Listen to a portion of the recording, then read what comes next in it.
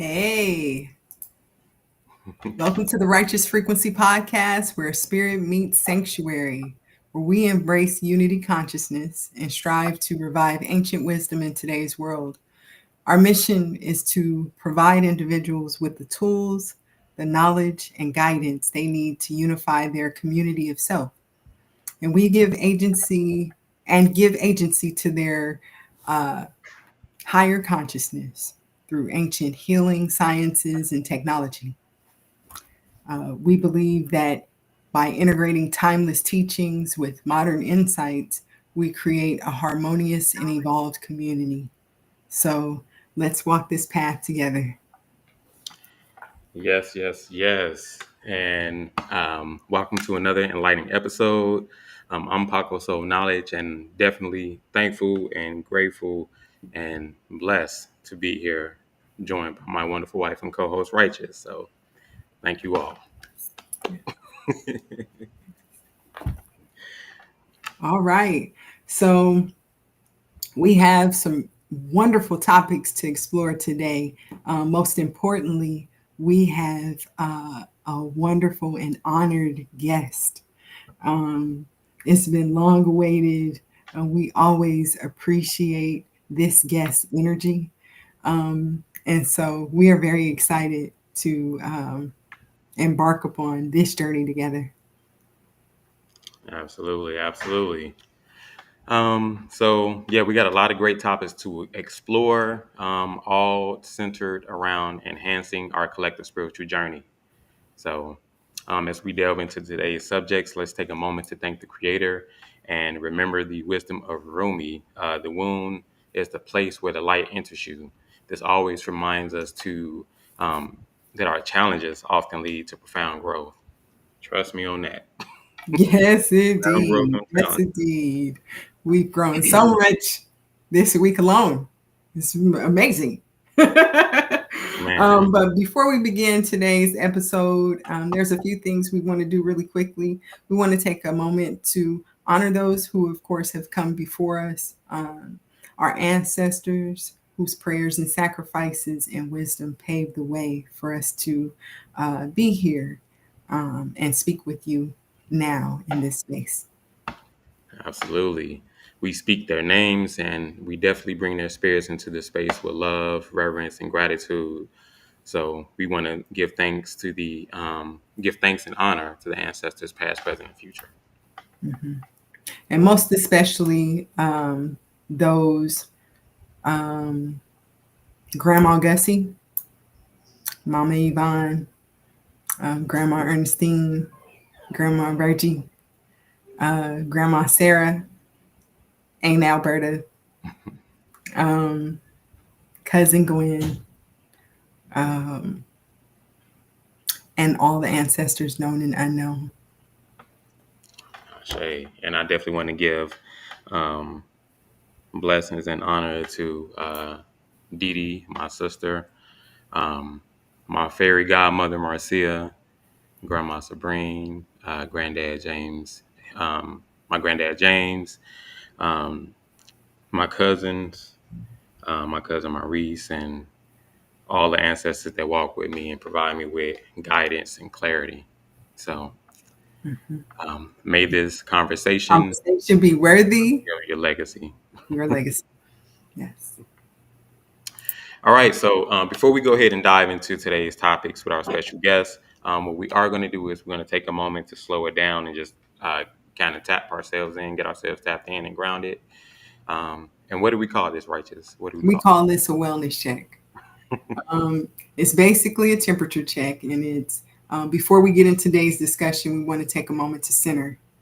Um, it's been a long and transformative it? week. Yes, It's indeed. been a Yes. long and transformative week for most of us. So let's take a moment to ground really quickly and just take a moment to be present. That part indeed. So, what we're going to do is we're going to take in a deep breath in the nose and inhale for 5 seconds and hold it at the top for those 5 seconds and release. So, let us begin.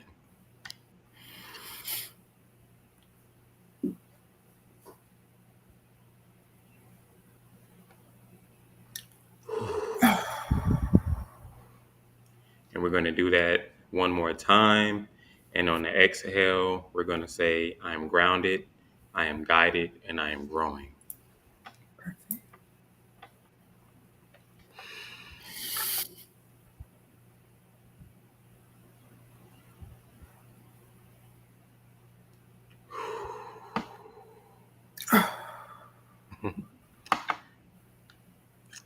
I am I'm grounded, grounded, I am guided, I am guided, and I am growing. and I am growing. All right. All right. All right. So let's see. I think we can just move along. Yeah, absolutely. And that's just grounded. Hopefully you guys can share with us how you feel in the comments. We definitely would like to know. And what we'd appreciate if you can just drop us a comment in the comment section. If you feel called, even if it's just one word. So Yeah, and even exactly if you even if you're watching the replay, we still like to know how you're feeling in the moment. So all right. So with that being stated, I guess we're gonna go ahead and move forward. Righteous, would you like to introduce our lovely guest? oh yes. Let's see. So yes. Before I introduce our awesome guest, um, remember that if you like what we do, if you like this type of content, remember to like, share, and subscribe. Um, that's important. Tell a friend to tell a friend to tell a friend. Yes, yes, yes. Yes, And indeed. peace and blessings to you as well, how one feels. Peace and blessings. Yes. All right, on to our guest. So, yes, on to our guest. Um, we're honored to welcome a deeply rooted and radiant guest to the Righteous Frequency today. She's someone that we not only respect, but we truly feel in the spirit. That's right. She is very wise. She's a wisdom keeper, also an initiated shaman, and the founder of Tree of Life Temple, a sacred space for healing, embodiment, and remembrance. Her work is super powerful. It merges the science of the body with the sacred intelligence of the soul. Mm. Through her work in somatic therapy, plant medicine, and ceremonial leadership, she's helping people to reconnect to the truth in their bones, the breath in their belly, and the sacred rhythm of their spirit. Yes, yes, yes. Whether it's from holding a ceremony, mentoring one-on-one, or even just guiding the community through sacred rites. She is a very, very powerful and wise individual. She walks with integrity, tenderness, and a really, really ancient fire, an old soul, so to speak. Yes, indeed. Yes, indeed. Please join us in welcoming our sister, Emmeline of the Tree of Life Temple, to the Yeah. Righteous Frequency Podcast. So happy. Be with you both. Oh my Yes, yes, yes. Yes, indeed. So happy to have you. So happy to have you. Emmeline, so happy to have you here. We wanted to have you are one of the people that we wanted to have here even earlier in our journey when we first started doing this. You were part of the inspiration. Yes. Um, God. one of the things you discussed during during one of our trainings with you is the need to and the importance of getting things out, whether that be by writing or speaking. But it was really, you really stressed the importance of sharing our experiences, and just expressing what it was we were encountering through our sessions and our time with you. And so you are definitely someone that we think of when we go through these processes and we are speaking our truths out in public. So we are thankful and grateful. Thank you so Absolutely. much. Could you please share the journey that led you to found the Tree of Life Temple and your path into somatic therapy. Yeah, yeah, absolutely. First of all, I would just like to thank both of you for inviting me on this podcast, though. I was really excited when I heard that you were launching this. Um, because every time I have a conversation with you both, it just feels it feels very easy, and it feels like I feel like you two also have like a very magnetic energy where you can like draw wisdom out of people. So I'm so glad that you are doing this, because I know that you're going to have so many powerful conversations with people, and you're actually like creating a platform for for others to share wisdom, and you're playing a really big role in like helping to bring that out of people. So I just really honor you both for stepping into that role of leadership. So thank you so much. Thank you. Thank Oh man, thank you. Thank you. you. Thank you. Thank Um, you. yeah. But in response to your question, how did I step on this path? I think, it depends on how far back you want to go, right? But I think it, like most of us, this started a journey of healing, um, kind of 2020 and prior. It was like a really like a lot of trauma, right? A lot of trauma that had happened for me. It happened in childhood. I had a pretty traumatic upbringing. Um, a lot of abuse, and just things going on in my house that really they shouldn't go on, right? Like a lot of like really non-harmonious things going on. But I also had no frame of reference for the damage that caused in adulthood, right? Nobody tells us about these things that like, oh, this is going to impact you after you get out of your parents' house, right? This Right. is going to follow you for the rest of your life. Um, and so I didn't understand that. And I was raised very much in a way that was like, push through everything, right? Make things happen, push through, get over it, do what you need to do. And so that's what I did, until everything in my life really started breaking down, physically, mentally, emotionally, everything just really started to break. And, I tried the Western medicine routes, the therapy routes, that kind of stuff. And none of that worked for me at all. Um, and so, yeah, I was looking at, there were kind of different things that were coming into my field. I'd heard about plant medicine. And at that time in my life, I was not spiritual at all. I would pretty much consider myself atheist, not in a way that had like conflict with religion, but it wasn't something that I believed was true. I believed in science because that's my background is science. Um, and so I went into exploring plant medicine more from a space of my background, which is in genetics and neurodevelopment, and thinking about it more of a tool as something that could introduce neuroplasticity. Mm. And definitely believe in neuroplasticity. And I've always had a very deep relationship with plants. And so for me, if someone tells me a plant could help with something, I'm going to jump on that train and at least give it a try. Because that it just feels right. It has always felt right to me that plants would have healing properties, right? Given that we evolved alongside of them. So it was something that I went into with, I would say, like definitely a lot of fear, um, and a lot of hesitation, but feeling like I didn't have any other choice. But it opened up an entirely new world to me. The plant medicines did. It forced me to see a lot of things that I didn't believe existed, Mm. and it forced me to like pretty much stripped me of a lot of my identities that I created through safety, um, or in order to try to feel safe, right? And my path was really like, in the beginning of this, it was plant medicine, and then I started studying shamanism to help me integrate some of the experiences that I was having in plant medicine ceremonies.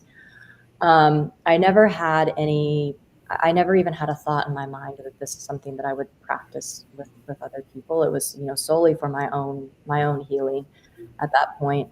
And probably about 2.5 years into that journey, I discovered somatic practice and somatic therapy as it exists in the Western world. And what I mean by that is like Peter Levine's somatic experiencing, a lot of the research that's been done by Harvard-trained psychologists around how we store our experiences in the body.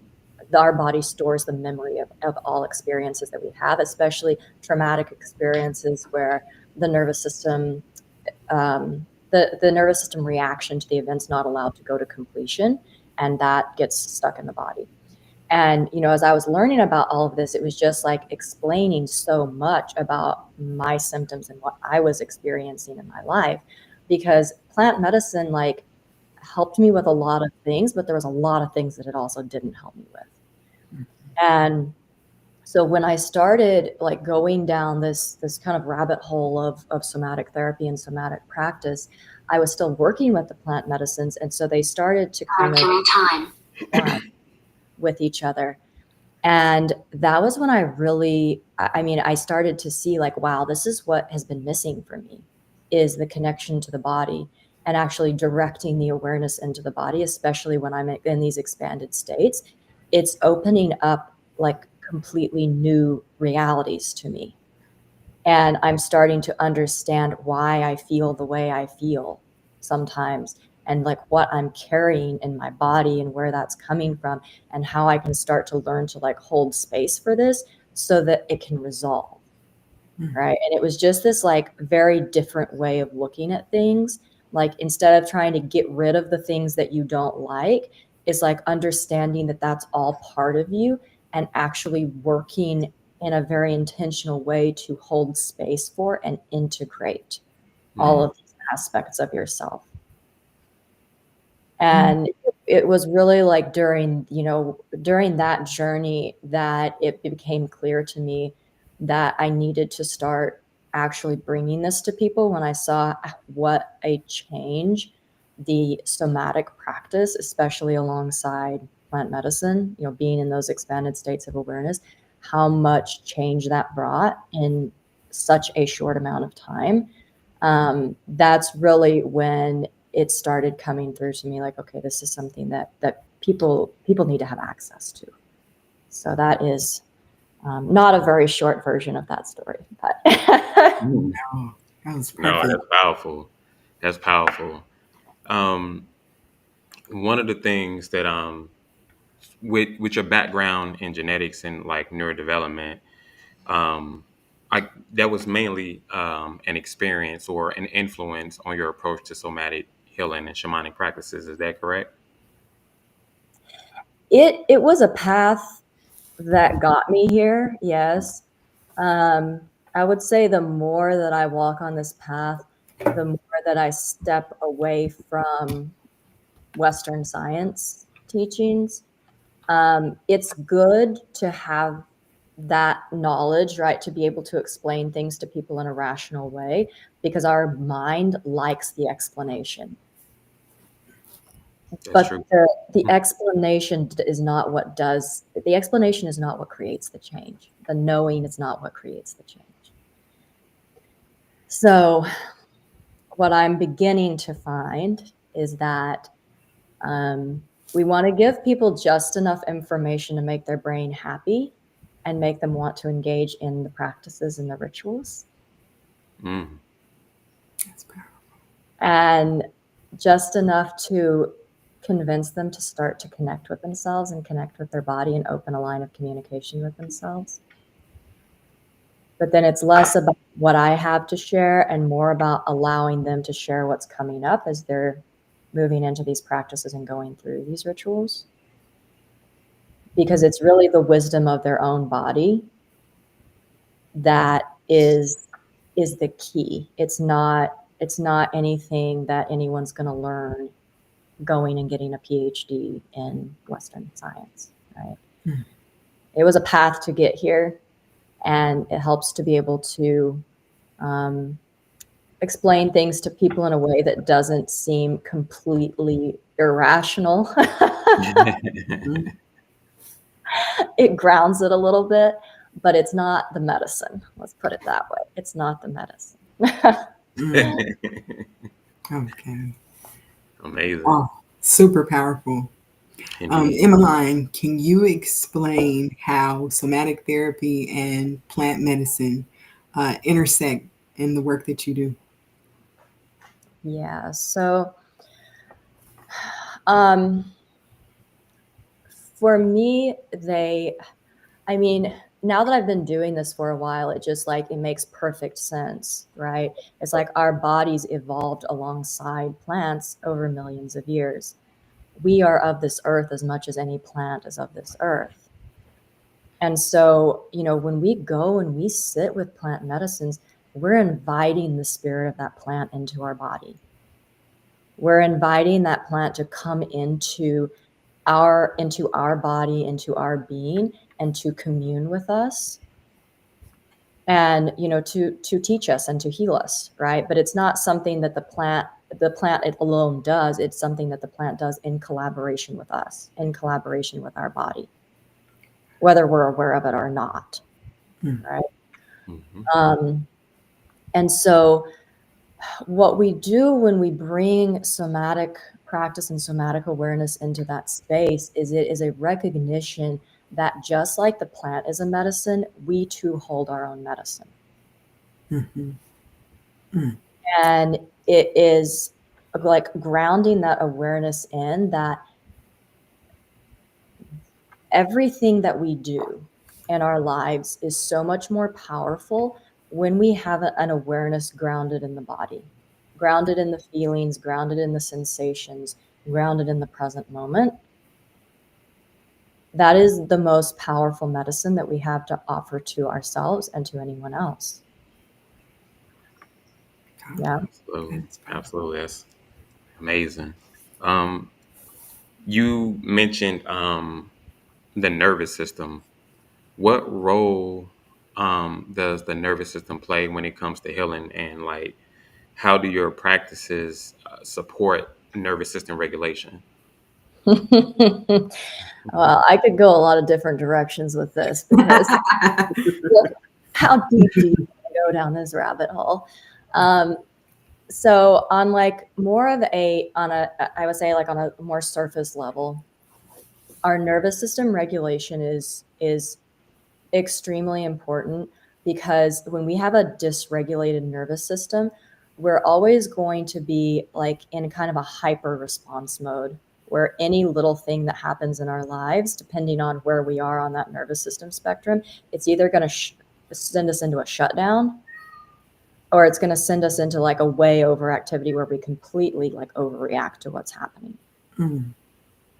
And then that just creates more of that in our lives, right? It's like this energy that when your nervous system is dysregulated, it's constantly attracting dysregulated energy into your system, basically.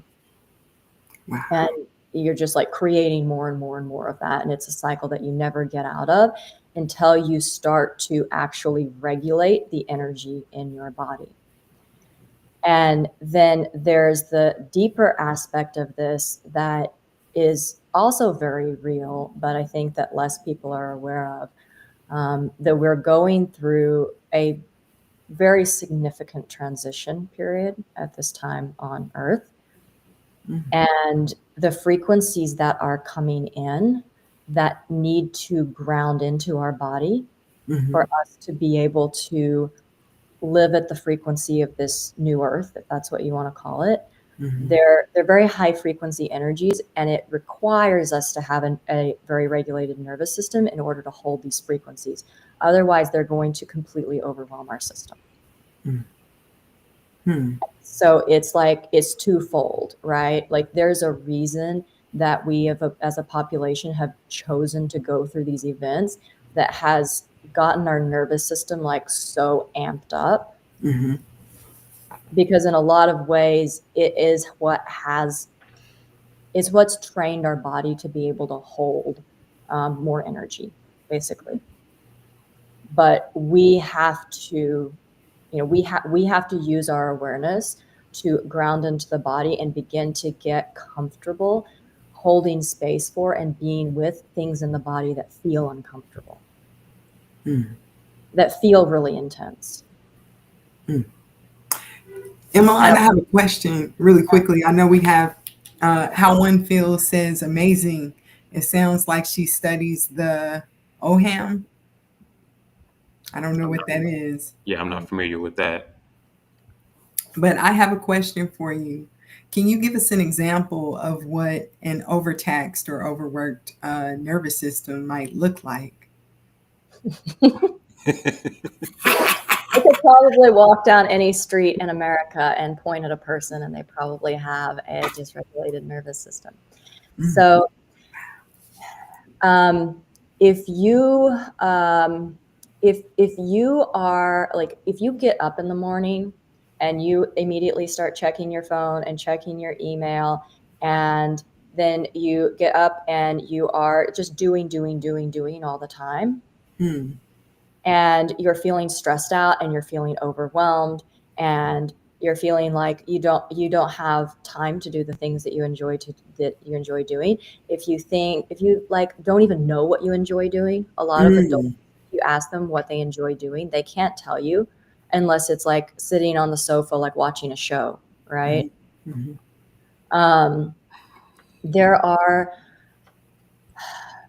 It depends on like, here's the thing too, because a dysregulated nervous system, it can look like a hyperactive nervous system where you're constantly feeling stressed out, and anything, like any small thing that happens in your life causes a lot of stress.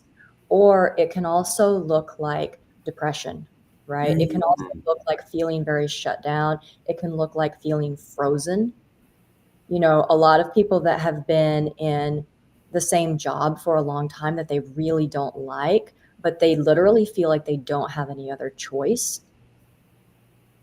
That's also a dysregulation. When you feel like you can't move, when you feel like you can't move from like one situation to another situation, because your nervous system fears change so much that it would rather stay in a place that isn't aligned with who and what you are than to do something different. That is the result of a dysregulated nervous system, because that nervous system is trying to control so tightly just to feel safe. So it doesn't always look like, oh, I'm super stressed out all the time. Lots of times it also looks like depression. It looks like kind of a frozen state. Definitely different health disorders are like especially autoimmune disorders, they usually have to do with a dysregulated nervous system. Wow. It's your body attacking itself, and most of this stuff is rooted in dysregulated nervous system. Yeah, it's pretty wild, actually. This is something that's pretty rampant in, I would say, the world, but especially in America. Wow, that's amazing. And I know that it's a topic that's becoming increasingly popular, but a lot of people are totally still, it's not popular enough. A lot of people are totally unaware of the importance of a regulated nervous system and what the effects are and what to look like. And people are walking around that require healing and they don't even know it. Like they know that something's wrong, but they don't know where to start to address the issue. Olethe Tayan, Peace Family.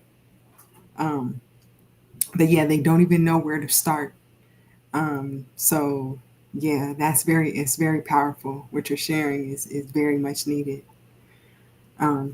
You mentioned the importance of going within. You've mentioned that in the past. And I wanted to ask, how do your ceremonies facilitate a journey inward? Yeah, so this is where the somatic practice comes in, because a lot of people, they come to plant medicine ceremonies thinking that their answers are going to come from going out. going out of the body, or, even people do like a lot of like astral traveling and things like that, which is just, that's great, right? That's like also part of our human experience. But when we talk about going inward, we're actually like very literally directing our attention, our awareness inside the body, right? So what we do, and this is, so I always give folks a set of somatic practices to begin connecting to before they come to ceremony, so that they can start to like build that muscle, basically, to begin to know what it is to feel the body. Because a lot of people, if you ask them to like feel certain parts of their body, they actually can't feel it unless they're in pain. There's a disconnect. Yeah. So like if you ask someone like, drop into like your like, your the area of your abdomen, right? And what does that feel like? They'd be like, I don't know what that means. And I would say when I started somatic work, I was kind of the same way, where I couldn't feel parts of my body, which is common if you've had a lot of trauma and you've disconnected from your body. But what we do in ceremony is we take people through a guided somatic practice, and we do a sound bath along with it. But it's about an hour to an hour and 15 minutes where we serve medicine. And then as we're going into the medicine, so like as that portal is opening, right, as your consciousness is beginning to open, we are going through this process of grounding our awareness in the body, going through different parts of the body, checking in with different parts of the body, noticing where we can feel different sensations. And what happens with the medicines is even people that normally they can't feel their body, because the awareness is expanding, they start to feel their body. And so it gives them like really tangible sensations and feelings to begin to connect to. And then once you go through and you connect with these different parts of the body, then you actually start to communicate with the body.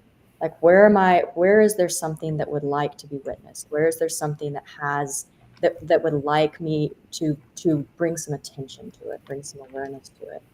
And you just feel, right? All you do is feel into your body and feel like, okay, where is there something that's calling my attention in the body? And you bring your awareness there, and you start this. It's like basically a process of compassionate inquiry, of like not penetrating the area with your awareness, but rather creating a safe space for it to express. Right? It's almost like acting as a safe and loving presence for whatever is there that's called your attention to be witnessed. And it's like, I mean, it is quite powerful. And some of this is, it's about witnessing things that are witnessing things that have been stuck for a long time. But your body carries a lot of wisdom too. It's not like your body just carries trauma. Sometimes things in your body are hurting and they're trying to get your attention because it has something to show you. It has something to teach you. And, I've had some of my most really like profound, like I would say like pretty like wildly enlightening experiences by going into my body and allowing different parts of my body to show me things, basically. Okay. Yeah, that's powerful. Like It you're is powerful. already born with the gifts. You just don't know it yet. Yeah, that's exactly right. Every single person. Yeah, I have been more and more. I started to think of our bodies as like, and we talk about this all the time, but like our bodies are suits, and suits that our spirits are wearing. And the suits come with instructions. There's an instruction manual. They require tune-ups. If things are malfunctioning, then there's instructions on how to tune up that aspect of the malfunction. And it's like they are, what is the word that we use to say that they are some sort of spacesuit, but it's a word that's A meat suit. described. Huh? I've heard the term meat suit Look, not me for suit, spirits in a and body. that's what comes to mind. But like, I think in what movie was that? Like the maybe Alien or something. It's a word. It's a term that they use to describe their suits. Like and Um, you can and I think when one of them died or something, they cut through it and it was nasty. It had all kinds of slime or whatever, but it popped open. It popped open, and the actual alien was there. There's a term for it, and I can't think of it. It's But not, you're not thinking about Avatar, are you? no, not Avatar. It's something to describe a suit, but it's a term that says that the suit is a type of skin. a And I sleeve. can't, Because I no, remember it was a show I used to watch, and they said that the body was a sleeve or something. But no, it's like it's a terminology for a suit. Um, and I can't think of it. It'll come to me. It'll come to me. all right. Um, Well, I'm actually going to let you ask some questions, but some of the comments in the chat, um, he said the how one feels says the Ogham is the world of tree language. I haven't heard oh, of that, but that's something hmm. we'll probably have to look into. I'll definitely look into that. Absolutely. And shout out to Olaf Tan, Sound Therapy. She said during ceremony, I noticed energy gets trapped in my calves. Hmm. Oh, huh. Um, that's pretty interesting. We actually have some practices that we um, kind of do that Hmm. helps kind of Move release the those. energy. Yeah, move the energy.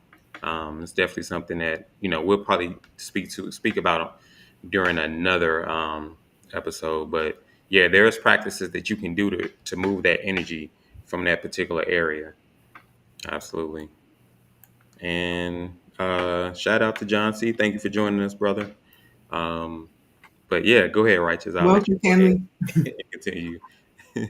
Yeah. So, Emmeline, can you discuss the significance of listening to oneself, to the body, and the spirit um, in the healing process? And I think you were touching on it, but can you go a little bit deeper into that?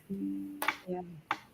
So this is, in my opinion, this is the most important thing um, for people to learn, for people to take away.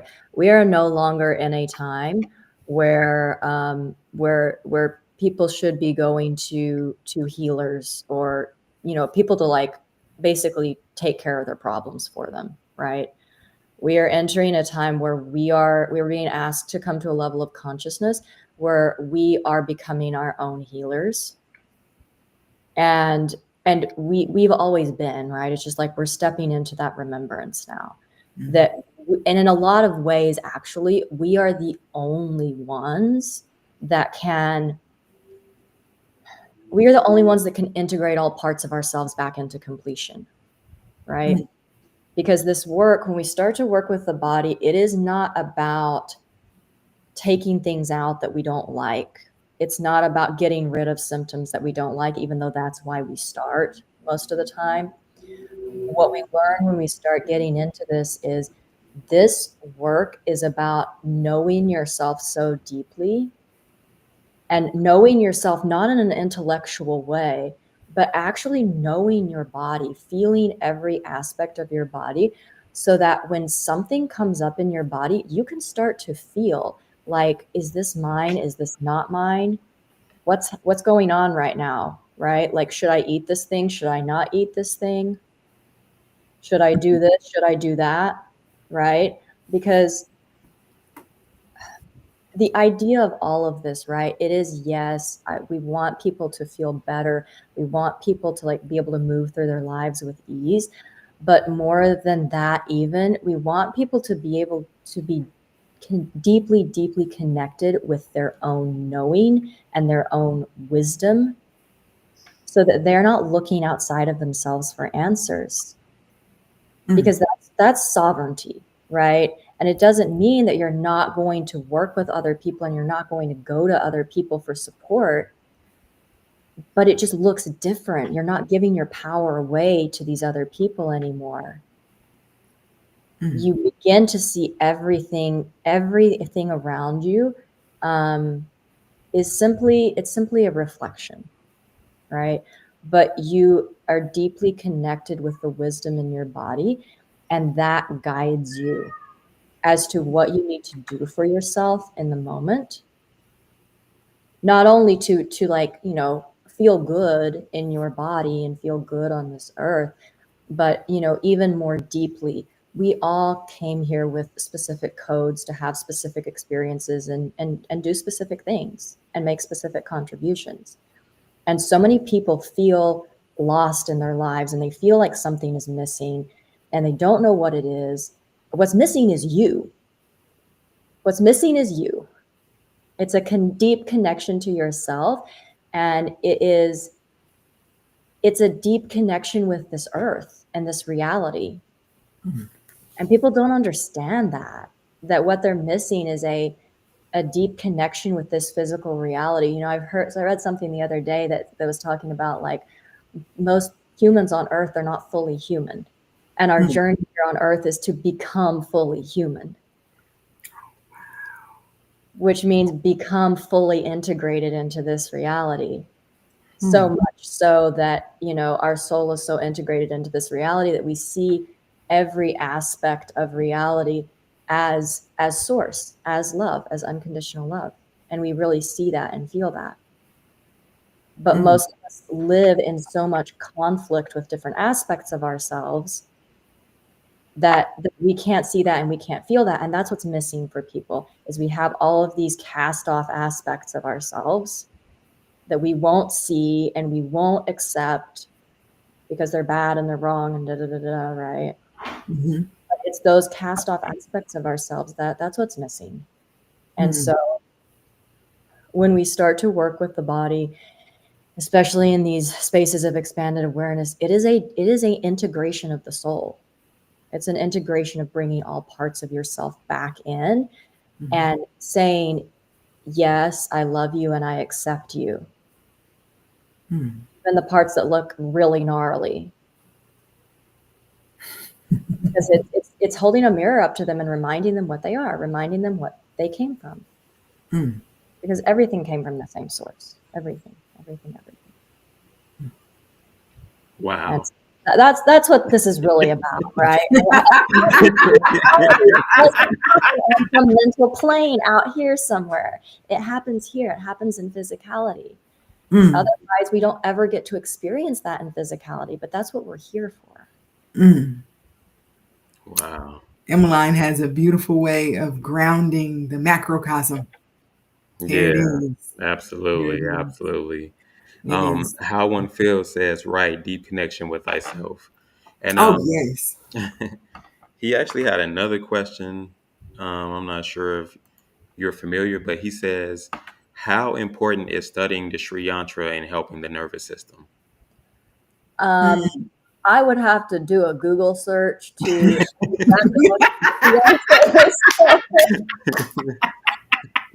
But here's the thing, right?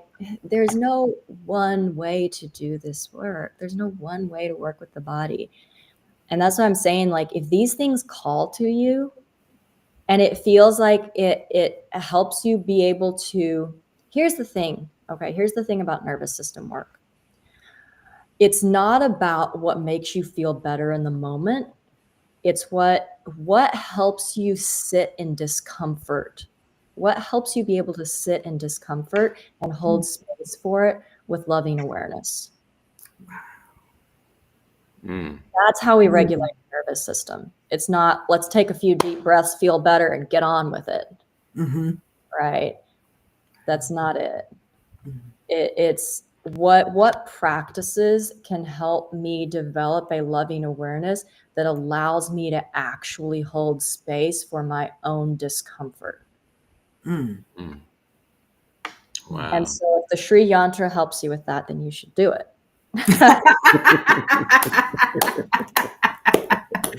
Absolutely. Oh, Oh, that was awesome. that was. I would suggest, or I would recommend. It's kind of like maybe not beginner friendly, but in regards to the nervous system, the thought that came to mind was that study using the Sri Yantra can help you tap into timelines where you would have a more regulated nervous system. Hmm. So Mm. Oh, that's interesting. I'm gonna write some of this stuff down because some of this stuff I'm not like I haven't heard of. And so this is actually really, really yeah, interesting. the Sri Yantra is like a bit of a visual portal. It's like it's a symbol that is very powerful. It's an ancient symbol, and Mm, it's something that has been used throughout ages. I'm not sure how old it is, but it's very old. It's very old. Mm. yeah. But go ahead, righteous. I'm gonna let you go ahead Sacred and rock geometry. Hmm. Oh, yeah, that's right. You got the mantras and the yantras and the okay. Yes, that's exactly what it is. Got it. Yeah, Oh, you yeah. got it. You got it. Something you said that's been a really big one for me. And I think a lot of us that have come from um, different sections of organized religion, um, it's something that we kind of battle with um, on our way to self-discovery and healing of psychological trauma is sovereignty and understanding what sovereignty looks like. Um, that's been something that has been a very it's been very big, and I know in my life personally, and understanding what it looks like when you are giving your sovereignty away, um, or how to appreciate it and recognize when recognize when you're giving it away. It's been a very big one, so I was really glad you mentioned that. Um, but another question that I have for you is, what is the importance of integrating spiritual experiences in the physical body? Well, that's a little bit of a trick question because every experience is a spiritual experience. Hmm. Huh. And I think that is like if you can take like anything away, I think that is one of the most important things because this is one of the main problems that we have. We look at some experiences as spiritual and other experiences as something else. Mm. There is no something else. There is no something else. Every breath that we take, every experience that we have, whether we like it or not, it is a spiritual experience. We live in this very wise system, Mm. life. And if you go outside and you look, like I'm looking at the trees outside right now, that is a spiritual experience, Mhm. you know? And it's like you can feel the connection, you can feel the wisdom. And I think a lot of us we get disconnected from the fact that every moment of every day is a spiritual experience because we live in these states that keep us so disconnected from ourselves. Mm.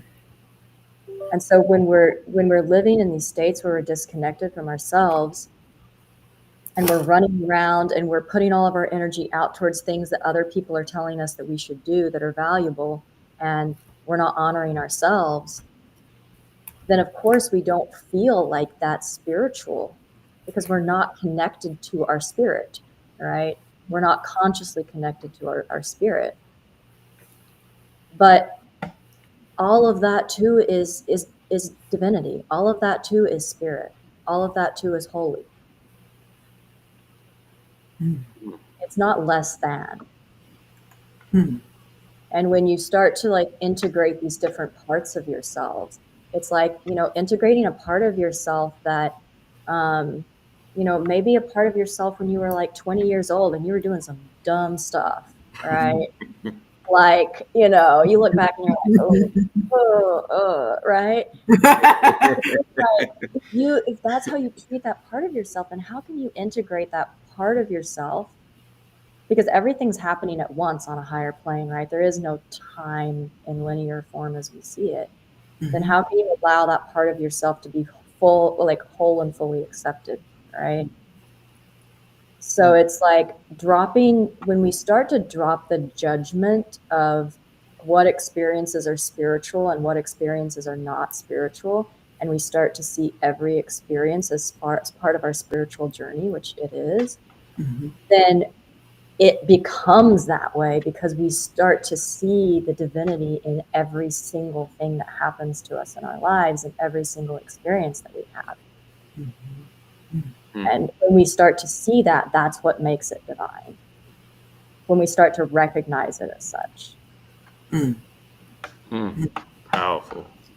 I do have a brief question, and that is, when it comes to when you're holding ceremony or anything that you are essentially hosting, how do you create a safe space and a nurturing space for individuals who are processing like personal, ancestral, or just even collective trauma or everyday trauma, even? Yeah. So the biggest part about that is it's creating a space that has a lot of love and a lot of gentleness in it, because that's something that people, a lot of times, especially people that have trauma, they don't experience that very much and they don't give it to themselves very much. And so when you don't give it to yourself, it's usually like pretty hard to accept it from others, right? Be able to have it come in from others. So, you know, we keep our ceremonies pretty small, for one. You know, right now we're capping them at 6 people, and that helps. But it's, you know, it's setting the space in such a way that lets people know that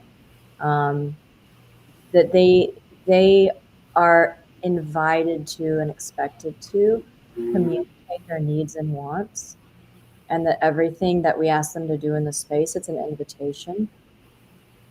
It's not something that they have to do, right? It's like, listen to your body first.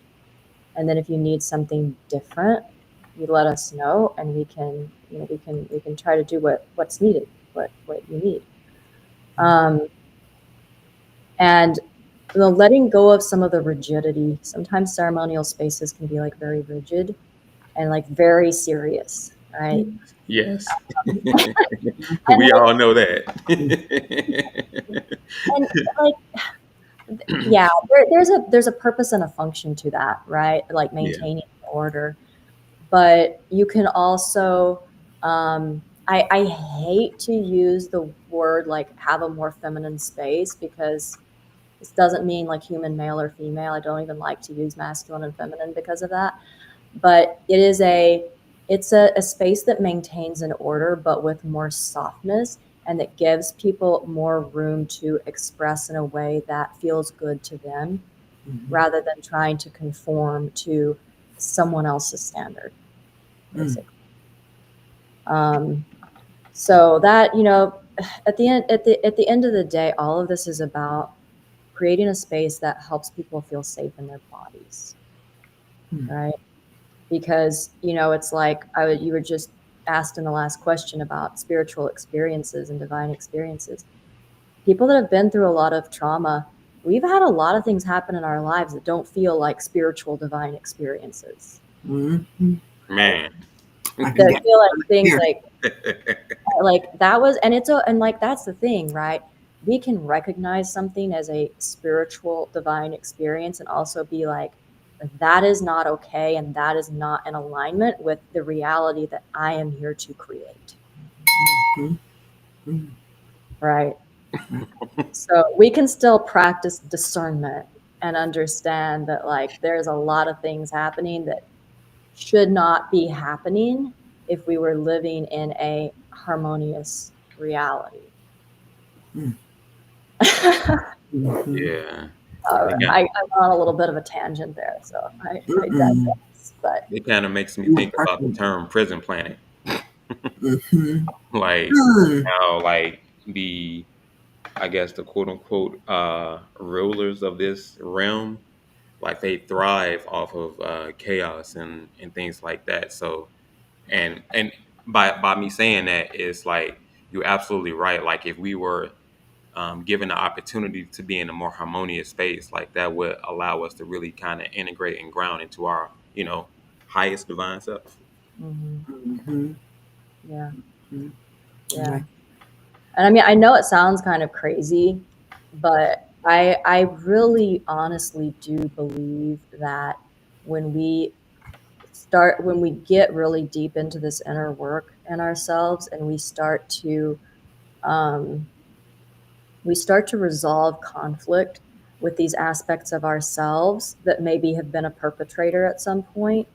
And it's not even like in our lives sometimes. Like a lot of us, like we're carrying ancestral stuff, we're carrying collective stuff. We all carry this stuff in our bodies, in our like in our cellular memory. And because we carry that stuff inside of us, we can actually heal like that collective aspect of consciousness through this work. And when we start to do that, I really do believe like the external world starts to change, because when we start to integrate those cast off parts, they're not living, we're basically taking power away from these inverted templates and integrating it back into source. Wow. mm-hmm. And we all have the power to do that as humans. So it's not like, the powers that be have to change. We are the powers that be. We are human, we are here on this earth. We have power through this work to take back the power that we have access to from these, inverted templates that are parasitic, as you mentioned, Paqo Soul. They are inverted, they are parasitic. They have gotten disconnected from the natural flow of life, and so they parasitize, right? Mm. But we have to integrate that. We can't like kick it out, right? It has to be integrated back into source. That's yeah. Absolutely. Man. Parasites. Man. It's been a recurring theme also. Yes. Mm-hmm. But go ahead, Righteous. I'm amazed. Emmeline, can you elaborate on the role of sound healing and frequency in your ceremonies? And where do you see this going in the future? Iniktaros itarasnia tosnia pakaria sitotosnia nikoreana kitotosnia matai. I just did that because I really like, as part of sound healing, to share light language. And it's sound frequency. I mean, there's like the science aspect of this, right? That like everything is energy. Everything is energy. And so when you play a crystal bowl or a drum or a gong, it's like these really, really powerful frequencies coming out, and that impacts the frequency of everything else around, right? And so like on a scientific level, it's impacting the frequency of everything within your both physical and energetic being to be in the frequencies of these like very, very pure sounds. But I can just tell you that when you're talking about sound frequency, there's a lot of stuff happening that I can't explain to you, that I don't think like science can explain, right? And especially with, you know, with speaking light language and working with sound, it is a way to communicate frequencies and communicate messages that cannot be communicated in language of the mind. Mm. It's to communicate codes to your physical and energetic body that need to bypass the mind, basically. Oh, I can definitely feel that. I felt something as soon as I you, did too. and I was I shocked, did too, and I was like, Himalayan ceases to amaze us. full of surprises. But Yeah, wow. yeah, that was It's awesome. And that's the thing too. Everyone has a light language that they speak. Every Mm. single Hmm. person. And when you start connecting to your body and you start working to open your voice and you start working, especially with your womb and your sexuality, men and women both, and you start to open your voice, these different sound frequencies will start to come out. I mean, I have like all kinds of stuff that comes out, when I start, dropping in and channeling, right? Um, but it's you. It's different aspects of yourself. You'll see people that are out there like channeling Arcturians and Pleiadians and Hmm. Aquarians and all of this, but these are all different aspects of yourself. Hmm. And you don't have to like go out to find that. You actually like can connect to it through the body. And that's how we start to ground these different like interdimensional aspects of ourselves into the body.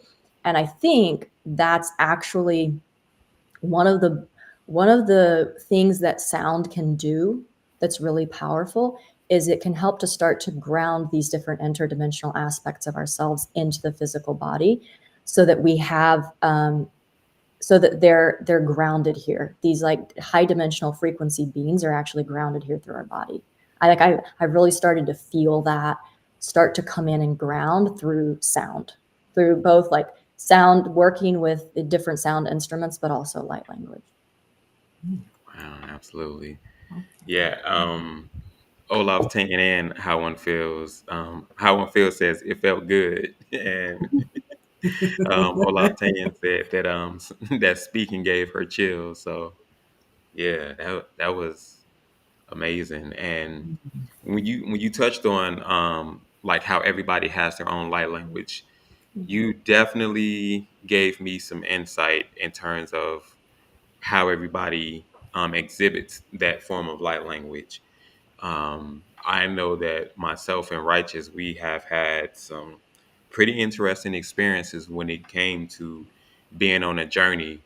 And it was just like, for me, like, I don't even know where it came from, but it was just flowing. And it was like, whatever was in the presence of us, it was a situation. Whereas, like, I didn't know, I understood like unconsciously, but it was a level of communication and it felt Yeah. so amazing. And it's like just even tapping into that unconscious part of ourselves is groundbreaking.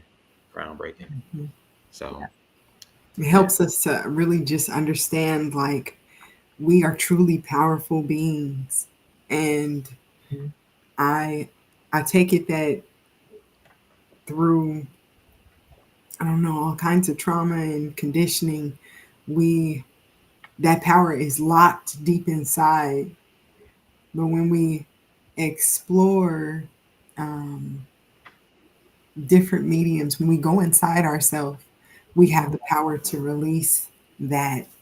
And Mhm. it is the most amazing feeling. It is. And that was a definitely a pleasant surprise to hear your light language. Yeah.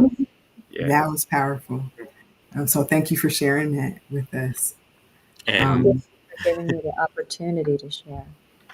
yes, indeed. speaking of light languages and I guess uh, beings or practices, um, how do you incorporate uh, Andean shamanic rituals into your retreats, or if any, or do you have any specific shamanic rituals, if not Andean, that you incorporate when it comes to your retreats? Yeah. So there's a couple of things that we do. And the first is actually the kind of the first ritual that we do before we sit with any medicines is we build an ofrenda together. When we have group retreats, um, we come together and we build an ofrenda, and it's basically you can think of it as a sacred space, an altar, whatever words you want to use for that, but it is using symbolism, right? Using different symbols like, beans, lentils, sugar, candy sprinkles, corn, these different things that have specific meanings. And you connect to your intention and you connect to that symbol and how your intention is going to bring forth more of that specific symbol into your life, right? For example, lentils in the tradition, the way that we were taught, um, lentils are prosperity. Mm-hmm. And so, people come in with different intentions, right? But when we connect to prosperity, we connect to our intention. We say, like, okay, how is my intention going to bring more prosperity into my life? And prosperity isn't just about finances, right? Prosperity can be about health. It can be about relationships. It can be about like how you feel in your workplace, right? There's so many different ways that we can be prosperous in our lives. And so it's connecting to that intention and the frequency of prosperity and how it feels to be prosperous in that area. And then infusing that into this symbol. And then we build the ofrenda together. So we're basically taking these symbols and we're all building together, right? We're like building a beautiful ofrenda, a space together that we can, continue to connect with throughout the weekend. And, it's also just a nice place, not only to set intentions, but to be able to connect with over the weekend, especially if you're having a tough time, and just like connect back to your intentions and remember what you came there for. And then similarly, to close out, we will do a despacho ritual, which is, also in the Q'ero tradition. It is a gratitude ritual it's similar to the ofrenda, but it's using symbolisms to actually build a gift to Pachamama. Mm-hmm. And it's very much about like grounding in that flow of giving and receiving, because that's really a big part of the root of Q'ero Andean shamanism, and what they practice is being in right relationship. And when you're in right relationship, that means you're in balance. You're in that universal flow of giving and receiving.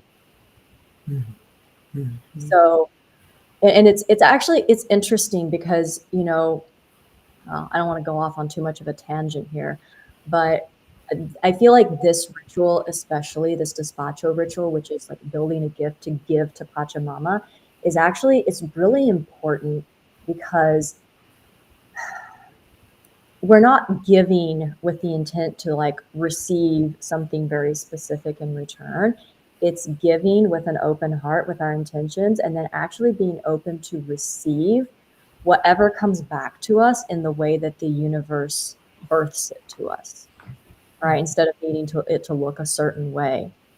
Because I feel like a lot of the way that we're out of balance in this reality is, we don't give and receive openly.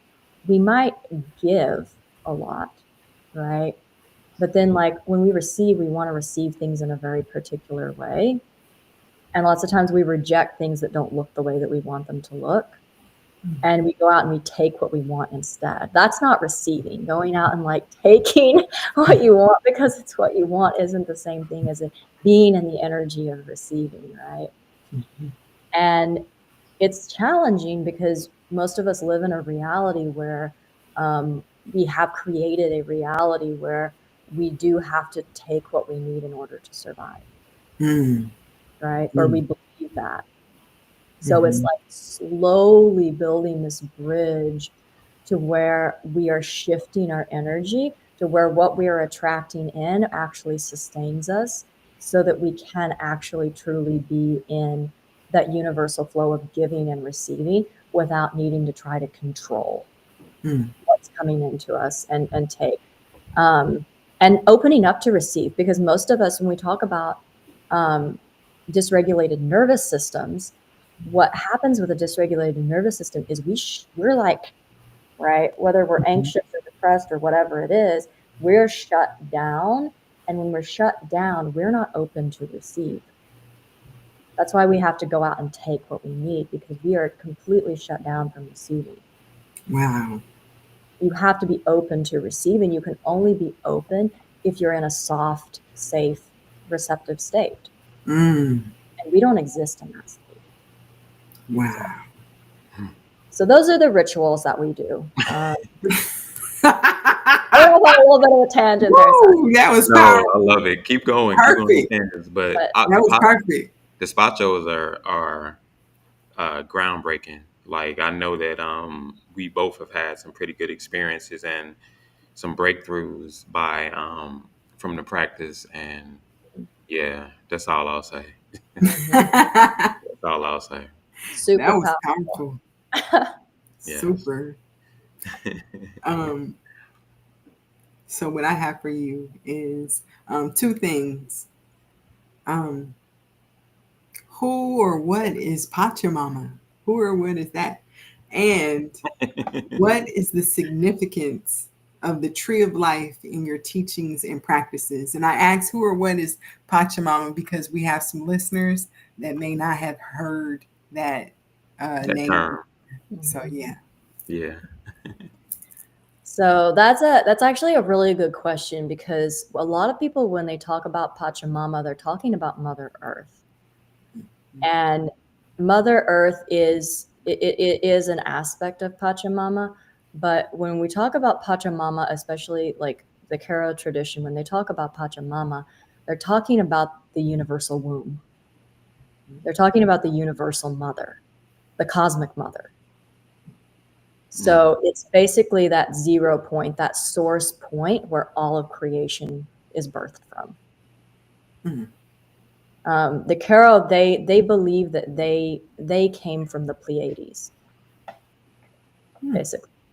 That they come from a lineage from the Pleiades, and so obviously they work very deeply with the spirits of the earth, but it's more than that too. It is this, I think How One Feels just put in the chat, the Great Mother. Yeah. It's the cosmic womb. It's the cosmic mother. The source point of all creation. So that is what we're talking about when we talk about Pachamama. And the earth is part of that, right? Like everything is basically a fractal of that. And so like the earth mother, the earth womb is a fractal of that cosmic womb. And it's just, it's just like we women have a physical womb inside of us also, which is also a like fractal representation of that cosmic womb, and is connected to the earth mother, earth womb, and cosmic mother, cosmic womb. That's all connected. So that is what we talk about when we're talking about Pachamama. And we give to Pachamama specifically because that is where all of creation comes from. So when you seed the cosmic womb with your intentions, with your awareness, right, then there is no like that. It is going to come back to you, right? That's how giving and receiving works. That's just how the energy works. So we give with intention, and then she will birth. And this is where it's really important, understanding that we live in this very wise system that's always trying to balance itself. So sometimes when we don't get what we think we asked for, it's because there's something that is within us that is not allowing us to receive it in that way. So we have to go through this experience to balance with awareness, right? To balance something inside of us, inside of our being. So it's important to trust, right? That this Pachamama, it is a very loving and wise being. I don't even know how you even refer to that, right? The source of all life. But there's an order to it. There's an order to it. Absolutely. Man, And this is a great show, y'all. yes, it is. Yes, it is. And it's powerful. Yeah. And the significance of the tree of life in your teachings and practices. Mm-hmm. Yeah. So this is another interesting one because, so many different traditions have a tree of life, right? It's not specific to a single tradition. And I can tell you that tree of life for me, it didn't come from any specific tradition. And the meaning of it for, the work that I'm here to do has actually, it is kind of like presented itself to me over time, actually, after the name came through. The name came through, several months before I even started the organization. And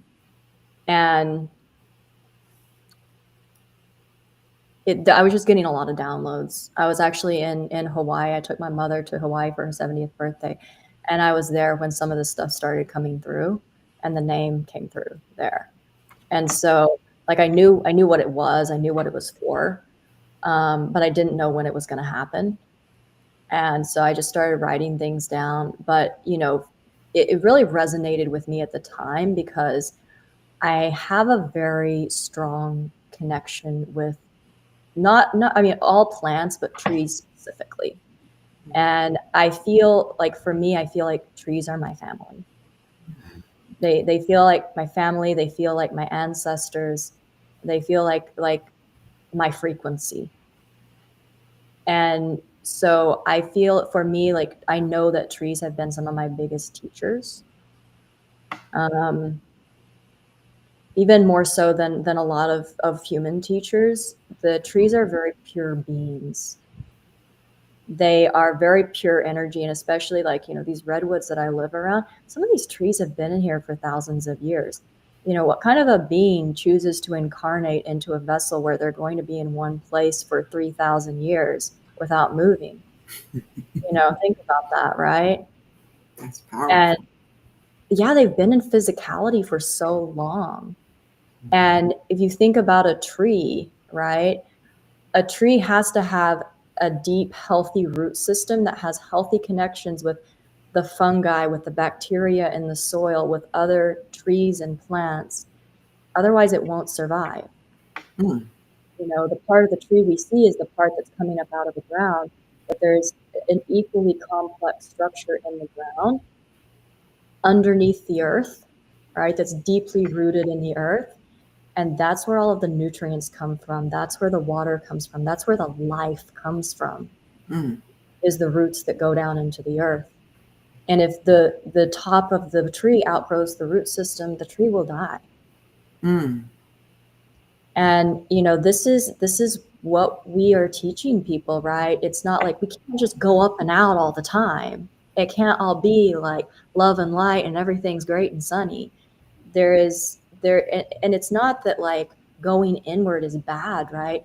It's just that there is an aspect of this that we have to be able to go inward, and we have to have that aspect of us that lives in the soil, that lives in the dirt, that lives in the earth, that is fully grounded here.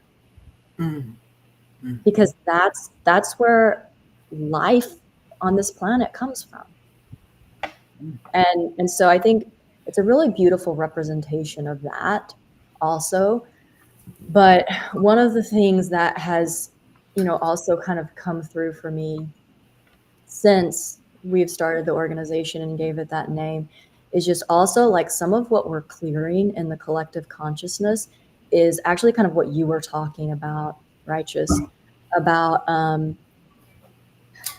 it's about religion, and especially Christian religion, where we have a creation story, and humans' realities are created by story. That's just the way it is. Humans, our reality is created by story. And when you're told a creation story from the time that you were, from as long as you can remember, about getting kicked out of the Garden of Eden because you did something you weren't supposed to do, right? About getting cast out of the kingdom of heaven, right? Mm-hmm. And that tree of life is where this happened, right? The tree of life, the tree of the knowledge of good and evil, right? That's where this split happened, this casting off.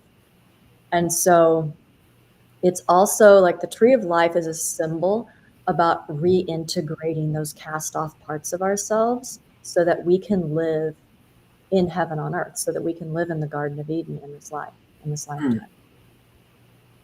And it really is about reintegration. Because that story is about a split. It was about a casting out.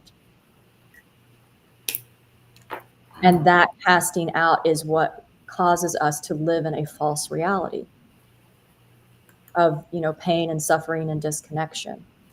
But that connection has to be reestablished within ourselves. And that's really the work that we're doing. Wow. You touched on so many things. Man, I love it. I love it.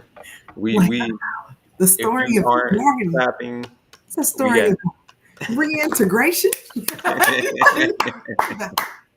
And Pachamama, Despachos, tell me this ain't, man, amazing info. But we're going to take a short pause. We want to advise everybody to stay tuned. We do have one of our sleeper tracks coming up next. And yeah. Take a little break. Yeah. When we come back. Some time and breathe. Yeah. Get a glass of water and all of those wonderful things. But we're going to dive deeper into the practices and upcoming offerings that our sister Emmeline has available. So we'll be right back. Yes, indeed. Stay tuned, family. Say, release all karma in this life. We release that which does not serve our higher good. We release that which does not serve our higher good. Namo Bhagavate Trilokya Prativishishaya Buddhaya Bhagavate Tadyatha Om Vishodaya Vishodaya Asama Sama Samantava Bhasa Parana Gati Gahana Svabhava Vishutte Abhishin Chatuman Sugata Vara Vachana Amrita Abhishake Mahamantra Padai Ahara Ahara Ayu Samatarani Shodaya Shodaya Gagana Vishuddhe Ushonisha Vijaya Vishuddhe Sahasra Rashmi Samkhodite Sarvatathagata Avalokani Sarparamita Paripurani Sarvatathagdamati Dasha Bhumi Pratishtite Sarvatathagah Hridaya Adishthana Adishtita Mahamudre Vajrakaya Samhatana Vishuddhe Sarva Karma Avarana Vishuddhe Pratinivartaya Ayushuddhe Samaya Adishtite Om Muni Muni Mahamuni Vimuni Vimuni Mahavimuni Mati Mati Mahamati Mamati Sumati Tata Tabuta Koti Parishuddhe Visputa Buddhi Shuddhe He He Jaya Jaya Vijaya Vijaya Smara Smara Smara Spara Sparaya Saraya Sarva Buddha Adishthana Adishthite Shuddhe Shuddhe Buddhe Buddhe Vajre Vajre Mahavajre Suvajre Vajra Garbe Jaya Garbe Vijaya Garbe Vajrajvala Garbe Vajrodbhava Vajra Sambhava Vajre Vajrini Vajram Bhavatu Mama Sharira Sarva Sattva Kaya Parishuddhirbhava Sada Me Sarva Gati Parishuddhishcha Samanta Mochaya Mochaya Adhisthana Sarva Tathagatascha Mam Samasvasayantu Budhya Budhya Siddhya Siddhya Bodhaya Bodhaya Vibodhaya Vibodhaya Mochaya Mochaya Vimochaya Vimochaya Shodaya Shodaya Vishodaya Vishodaya Samantarashmi Parishuddha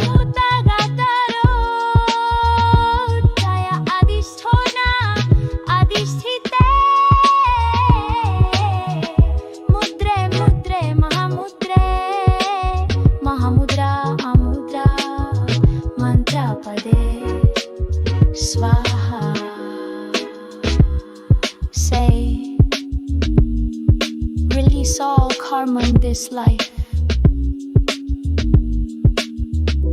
Namo Bhagavate Trailokya Prativishishtaya Buddhaya Bhagavate Tadyata Om Vishodaya Vishodaya Asama Sama Samantava Bhataspara Nagati Gahana Svabhava Vishuddhe Abhishinkyatu Mam Sugata Vara Vaksana Amrita Abhishekai Mahamantra Padai Ahara Ahara Ayur Samdharani Shodaya Shodaya Gagana Vishuddhe Ushunisha Vijaya Vishuddhe Sahasra Rashmi Samkodite Sarva Tathagata Avalokani Sat Paramita Paripurani Sarva Tathadamati Dasha Bhumi Pratisthite Sarva Tathaga Hridaya Adhisthana Adhisthita Mahamudre Vajrakaya Samhatana Vishuddhe Sarva Karma Avarana Vishuddhe Pratinivartaya Ayurshuddhe Samaya Adhisthite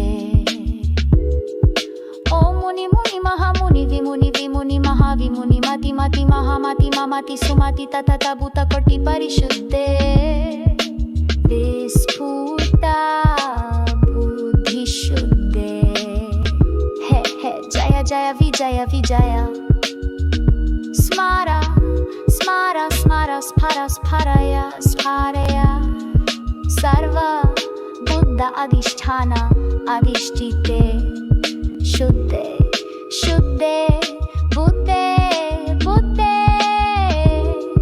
Vajre Vajre Mahavajre Suvajre Vajra Garbe Jaya Garbe Vijaya Garbe Vajra Jvala Garbe Vajrodbhava Vajra Sumbhava Vajre Vajrini Vajrumbhava Tu Mama Sharira Sarva Sattva Kaya Parishuddhirbhava Tu Sada Me Sarva Gati Parishuddhishcha Samantan Mochaya Mochaya Adhisthana Sarva Tathagatascha Mam Samasvasayantu Budhya Budhya Siddhya Siddhya Bodhaya Bodhaya Vibodhaya Vibodhaya Mochaya Mochaya Vimochaya Vimochaya Shodaya Shodaya Vishodaya Vishodaya Samantarashmi Parishuddhaya Daya Urdaya Adhishana Adhisthite Mudre Mudre Mahamudre Mahamudra Mantra Mantra Pe Sa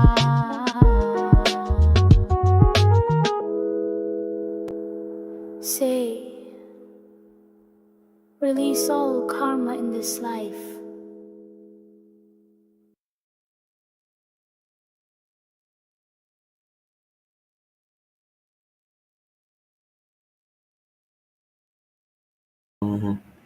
And we are back. We're Thank back. you. Thank you. So before we continue, just want to give you guys like a quick explanation of the song. So the song is the Unisa Vajaya Dharani, which is a very, very powerful Buddhist mantra. It's known as the crown of victory mantra. It's also associated with things like purification, longevity, and also just like the removal of obstacles, both karmic and spiritual. So the mantra is named after Unisa, the crown-like protuberance on the Buddha's head, and it symbolizes supreme wisdom. One of the benefits of it, like I previously mentioned, is just it purifies all negative karma, even from countless past lives. It also liberates beings from suffering in the lower realms, and it also extends life and supports healing. Um, And additionally, it clears spiritual obstacles, mental afflictions, and it brings blessings from all Buddhas and all Bodhisattvas. So it's very, very powerful. The significance of it is that it was revealed by the Buddha as a universal healing prayer, and it's also used to help sentient beings attain liberation. So, yeah, it's one of our most profound and favorite Sleeper favorite hits. mantras. So, yeah, bumping it all week. So, hope you guys enjoyed that. Yes, indeed. It is definitely a gift. Did you guys record that? Well, we have a group that records with us, so we just pretty much put the ideas out there, and then yeah. But that is something that we do offer. That is something that's specifically and originally from Sacred Ashram. Oh, that's awesome. Yeah. How do people access that? Sorry, I'm not trying to throw things off. No worries. Well, It's really good. it Sacred is Action on our Ministries. YouTube. And it'll be available for purchase and streaming on like Spotify and things like that as of May 25th. So, yeah. Oh, that's super exciting. Yeah. Okay. I'll put the pre-order link in the description if you guys want to, support and purchase or just stream it, either or. Just listening to it is support enough. You can also go to our channel. We have quite a selection, and they're there for free. And you can just listen to them and vibe out on a mantra. Yep. Put it on repeat and just let your spirit be cleansed. That's awesome. Okay, Yes, very good. Thank you. And speaking of that, can you discuss, Emmeline, the upcoming 3-day somatic healing and sacred plant medicine retreats you have two coming up, one for June 20th through the 22nd and July 18th through the 20th? Yes. Yeah, absolutely. So these two retreats, they're actually two different retreat formats. So the way that we hold retreats at Tree of Life Temple, we have two different formats that we're doing right now. And we basically switch off every other month is how it goes. So we have retreats every month. But like in June, we're going to have one retreat format. In July, we're going to have a different retreat format. So I'll start with the June retreat format. And basically, I guess the overall thing to know about these retreats is that regardless of the format that you come to, we have a strong focus on somatic practice, right? And bringing the awareness inward. But the retreat that we have in June, the medicines that we work with are ayahuasca, Niño Santos, which are the psilocybin mushrooms, and bufo. Okay. So with this retreat format, all of the somatic practice that we're doing, it's all interoceptive work. So bringing the awareness into the body and beginning to, it's kind of like what I was talking about earlier, like doing really starting to ground into the feelings and the sensations in the body, and then that compassionate inquiry, right? Really investigating what the body is holding, what needs to be witnessed, like what is there for you, not only just like trauma healing, but also tapping into different aspects of yourself that maybe have been like very closed off. So that is interoceptive work, right? Whereas the retreat that is in July, that retreat, we work with the medicines of bufo and wachuma. And wachuma is also known as San Pedro. That's what a lot of people call it. But the wachuma medicine is more, it's very expansive, but it's a more of a heart opener. And it's more grounded than ayahuasca and mushrooms are. Ayahuasca and mushrooms, you can really end up in a very expanded state. So much so that at some point, sometimes you have to just let go of wanting to work with the body for some reason and just allow the traveling and the expansion beyond the body to happen. But with wachuma, it's a really beautiful medicine because it's very expansive in, expanding the awareness and connecting to the unseen realms, but you don't ever really lose connection with the body. It's very connected with the body, and like I said, it's very heart opening. So in that retreat, that July retreat, we have body workers that come and sit with us, and they actually work with each individual person. So every person has a 90-minute session of body work in the medicine of Wachuma. During the day on Saturday, when we're sitting with that medicine, every person will have a 90-minute session with a professional body worker. And that just adds like adds like a whole nother layer to the somatic aspect of the work that we do, because we're still going to be doing the interoceptive somatic practice. But then on top of that, you have someone that is actually going to be physically working on your body and like physically opening, going in, bringing awareness to certain places, like very intuitively working with the body and helping to like open up the tissue. So it's like a collaboration between the medicine, your awareness, and then the person who's, working on your body, right? So it's like bringing another healing energy into the space, right? And it's quite powerful.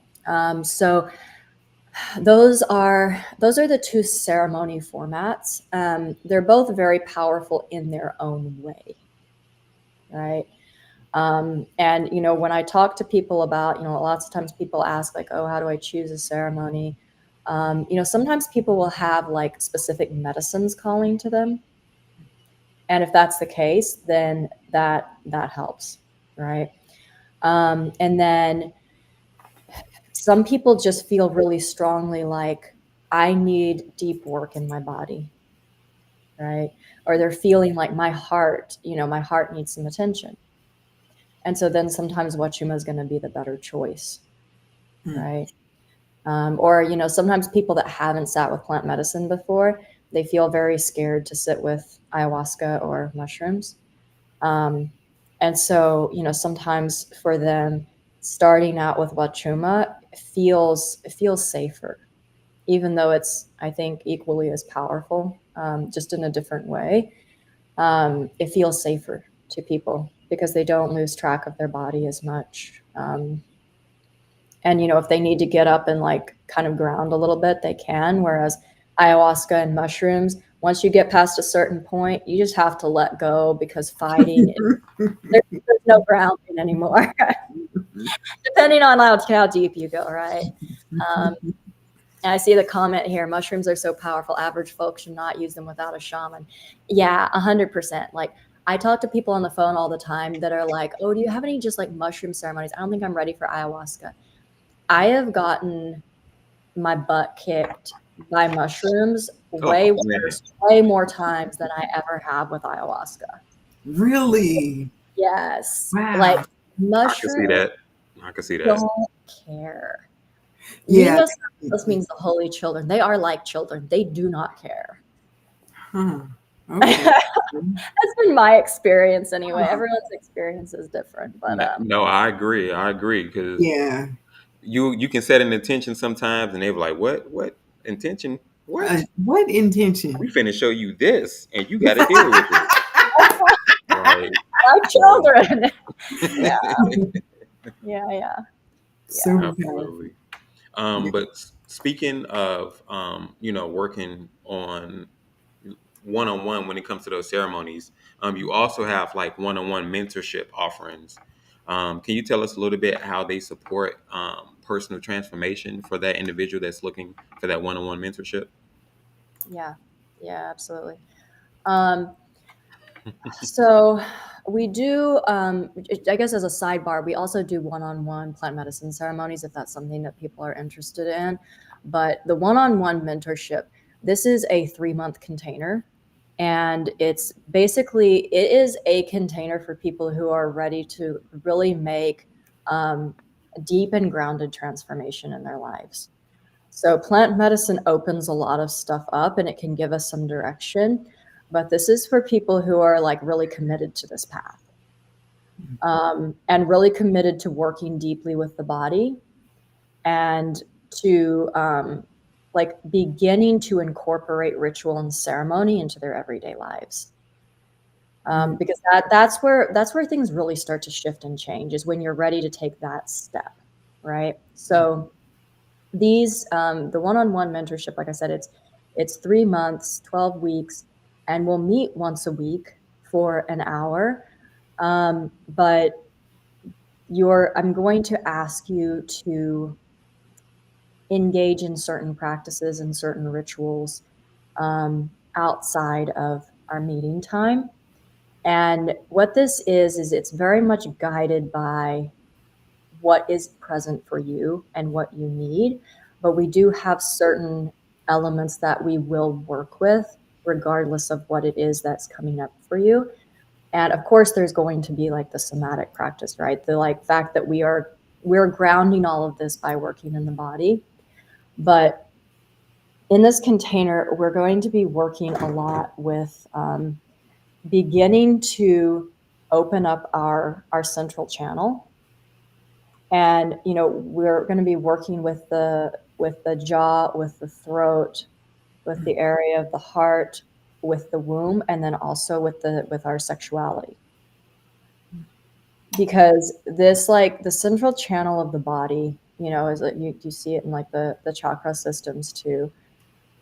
We have these energy centers in our body, and again, like they're just fractal representations of like, you know, larger energetic aspects of ourselves. But we carry so much distortion in our body, especially in our lower energy centers, but it's mirrored in our upper energy center, especially in our throat and our expression. That is a mirror of our womb. And for women, yoni, basically the pelvis and the jaw are connected in very early development, and then they grow apart as the spine grows between them. And so the tissue is actually like is very similar. It's a very similar tissue. But anyway, all of this to say that, you know, within these mentorship containers, we're basically taking a combination of somatic practice, shamanic practice, and just very, very deep connection with the body, with the earth, to tap into your own intuition and your own wisdom, and allow that to begin to guide you on your journey, right? And the 3 months is for me to like hold a container and help facilitate that. And then the idea is that by the end of the 3 months, you have enough tools to work with, and you have a deep enough connection to your own body and your own intuition that you can start to just follow that. Right. And that you've built enough of a practice over that time that you have like a core practice that you're connecting deeply with yourself every day, and then allowing yourself that time to open and receive, and, you know, just receive the guidance, follow, receive the guidance, follow, receive the guidance, follow. Right. So I see a sign here. Not a sign. I see a comment area. Do you help folks by also calling light into them? Yeah. So part of the work that I do is I do actually record sound transmissions for people. Oh, really? So yeah, so part of this is like 3 weeks out of the month, we meet live in person. And the 4th week is like an integration week. But what I do is I just drop into the person's energy and the things that we've been working with that have been like present for them in the past 3 weeks, and basically create a guided sound journey for them. That is, it's going to be a combination of like the instruments that I use, the singing bowls, the gongs, whatever instruments I feel called to use. And then light language and guidance. But that is the like a lot of the energy part of basically helping you to open yourself to your own light frequencies, right? And kind of like guiding you and calling in help, because that's a lot of what this is. It's like connecting to our help, right? A lot of the work that we have to do in this container is like, it's recognizing our multidimensional beingness and beginning to connect to our ancestors, connect to our help, connect to the multidimensional aspects of ourselves. And when we talk about calling in light, right? Like that's what we are. We are light. And so it's just calling in more of us, calling in more of what we are, and allowing ourselves to exist in these multidimensional ways. But you know, that happens less in an etheric way. I think a lot of people, like, they work with this stuff that's like more in an etheric way. The way that I work with it is guiding you to connect to everything through your body, because all of these light beings, they can communicate, and they will communicate with you through your body and through your intuition and through your connection with the earth. And if you develop the relationship in that way instead of out here, then you're actually grounding that frequency into your body and grounding that frequency into the earth. And that's your medicine. That's the medicine that you have to offer yourself in the world. So that's what this container is really for. People, I think, that have at least some understanding that that's the path that they're on. Yeah. Powerful. That's super powerful. Wow. Okay. So how does post integration work? For the plant medicine ceremonies, yeah. For the plant medicine ceremonies. Yeah. So we offer, so there's a few things that you get when you sign up for plant medicine ceremonies. And the first of those is that we actually have an online portal, and it is multiple, like, we basically recorded pre-recorded modules and put them in a like Kajabi style online portal. And so before ceremony, you have like these 9 modules that will help you prepare for ceremony. And, you know, there's some meditation, somatic practices in there, and some journaling prompts. But then afterwards, we have 4 weeks of guided integration, where it's, you know, pre-recorded modules for you to listen to and connect with, but then also practices that we'll ask you to start dropping into to help you navigate some of the things that might be coming up, and then also establish a daily practice for yourself that can just help you to build that deeper connection with your, you know, your true being. So there's like that 4 weeks of support. And then we also have bi-weekly integration circles. So every other week we have an integration meeting on Tuesdays at 7 Pacific time. And that is for anyone who's ever come to ceremony. You can come for as long as you want. We have people that came to ceremony a year ago and still come to integration circles. And so it's just, you know, it's a community. It's a community space for people who have sat with us to come and share, and, you know, get questions answered if they have questions, you know, provide support to other people in the community. And then we also offer one-on-one support to anyone that's come to ceremony as needed for the 4 weeks after ceremony. If you're working through something that is feeling challenging and you want to speak to Sonia or I do this with my partner, Sonia. We hold ceremonies together. Then you just reach out and let us know, and we'll find a time to jump on Zoom with you and talk through what's going on. So yeah, that's the integration support. Perfect. Amazing. Can you share like a really a transformative experience or testimony from a past retreat participant? Oh man, yeah. I mean, there are a lot, and I would say, like, you know, there's multiple categories of this, right? I think the story that everybody likes to hear is people who come to ceremony and then their lives are like completely transformed and they go home and everything is wonderful, right? And like we have some of those, right? Like we had a guy come that is a vet, and, you know, suffered some pretty severe PTSD and has been working with plant medicines for quite a few years now. He's been to a lot of ceremonies, but nothing that had connected him with his body. Mm. And so he came, I think a couple of months ago now, and maybe even 3 months ago. But yeah, he came, and I think he was skeptical because, I know when I talk to people like that and they've done a lot of medicine, I know that they've gotten a lot of things out of the way, basically, so that they're really going to be able to drop in and like get a lot out of the somatic part of the work. And like, I had a feeling that he was going to be like that. And I think he was a little bit skeptical that this was going to be like so different from the other plant medicine retreats that he had done.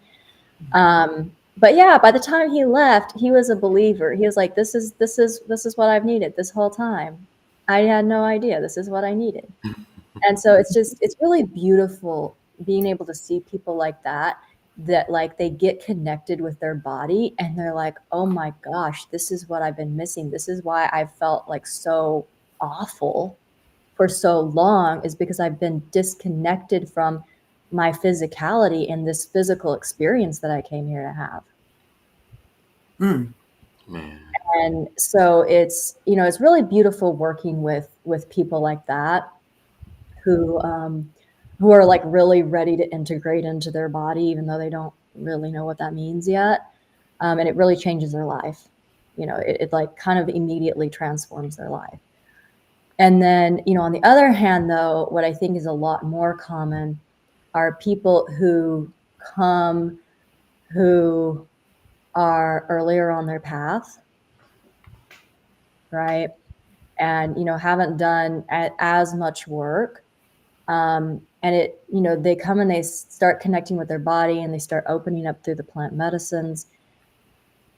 And it starts to transform their lives in really beautiful and positive ways. But then there's still a lot of challenges for them to work through. Mm-hmm. Right. There's a lot of things that come up to be seen because they're not living in alignment with who they really are. So there's like those transformations, which are also really beautiful, but you like see them happen over a period of time as people's lives like slowly start to change because they start to change things, right? Like they start to make different choices. And, we have quite a lot of those people in our community that we've gotten to follow over a period of time and just see like how much they've changed, like over the period of a year, right? People who came to us in ceremony and they were like very closed off and like, very, like I would say that's it, like very closed off, right? Just like not wanting to like open, not wanting to connect, being, just kind of like shut down, and seeing them open slowly, over time is actually really beautiful. And just to like watch their lives transform too, and the way that they experience day-to-day events change over a period of time is really beautiful. Yeah. Okay, how one feels says, how has helping folks evolve through ceremony changed your heart, and has it given you a good amount of patience? Oh, I love this question. Thank you so much for that question. This right here, I feel like people that do this work, they don't talk about this enough. And I try to make it a point to talk about this at every ceremony, because the true reason that, Sonia and I are doing the work that we're doing, it is for our own expansion and our own personal work. It is, right? Like you do get to a point on this path where you don't progress any further unless you start to share with others.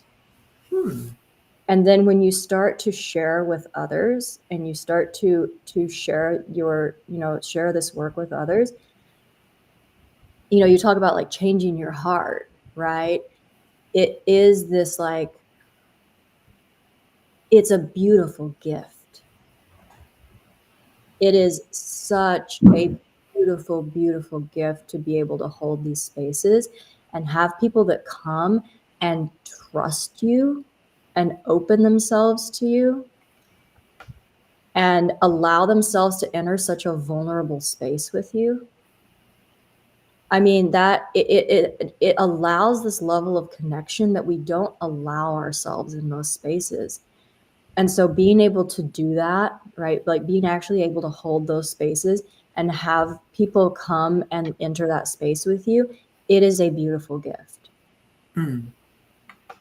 And, you know, I think that people that do this work should talk about that more, because as much as the people that come to us get out of those ceremonies, we get just as much, if not more, out of it.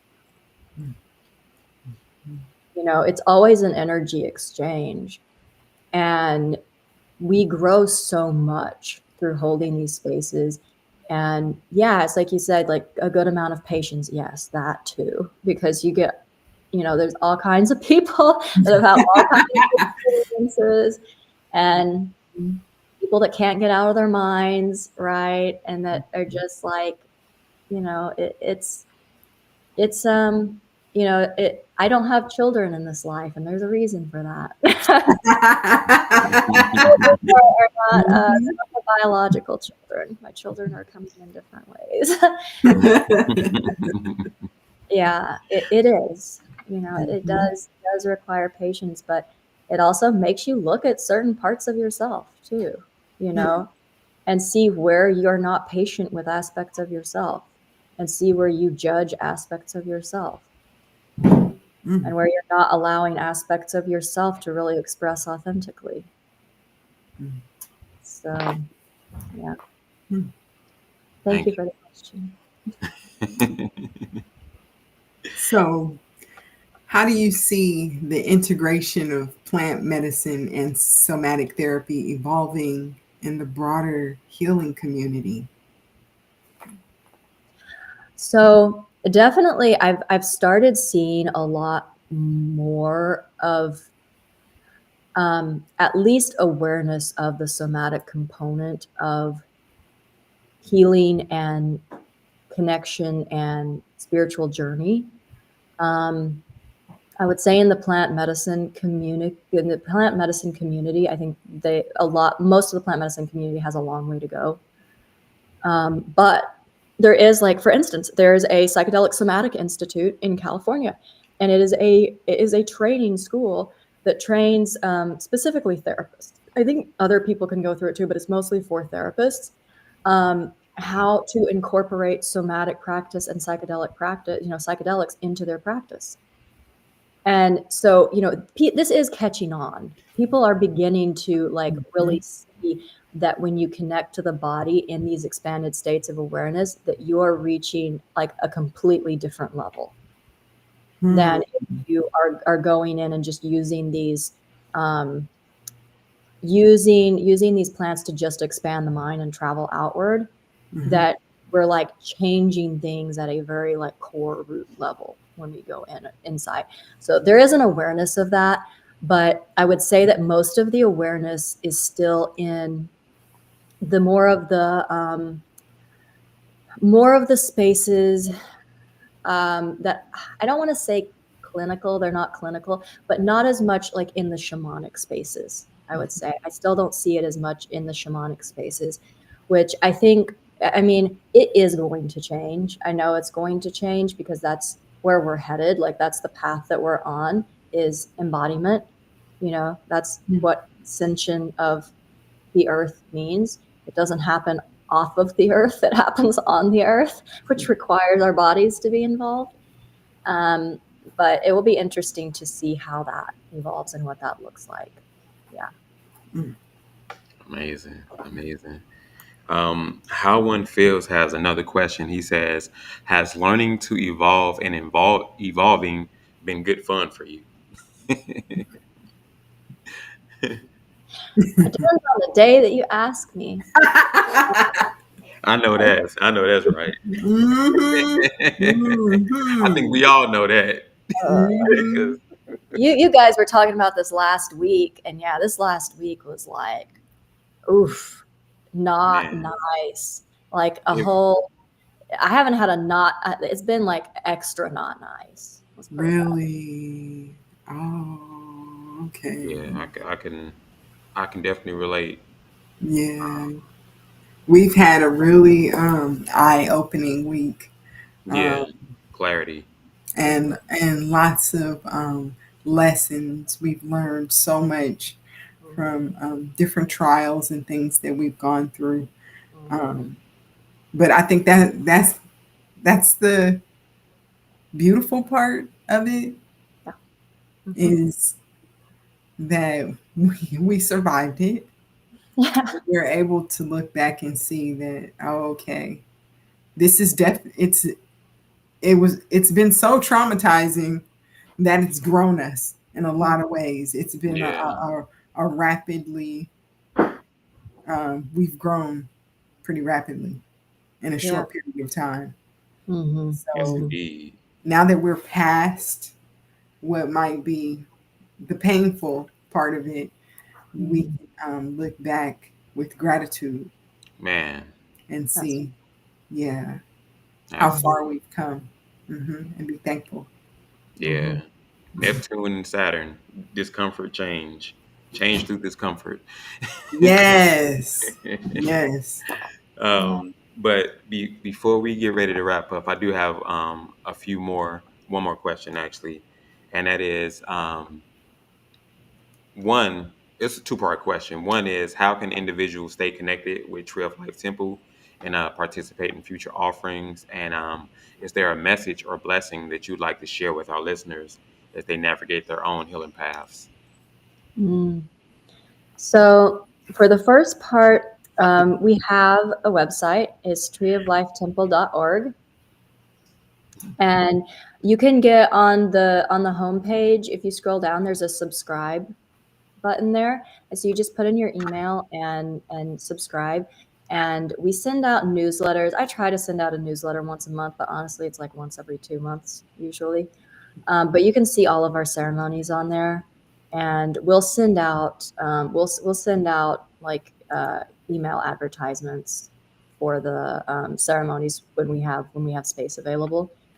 The other thing that you can do is follow us on Instagram at Tree of Life Sacred Temple, I believe is our Instagram handle. I think there are like little dashes between the things. I should know our Instagram handle better, but yeah.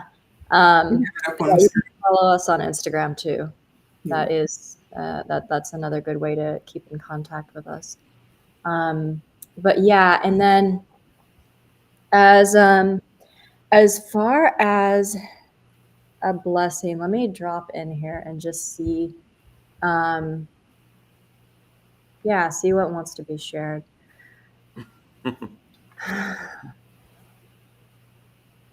Hikarosi nakaraisi totoria sama. Okashnia poriata. Incantarasia toshnia coria para sitotoria. Inactara sitolia tasnia poriai.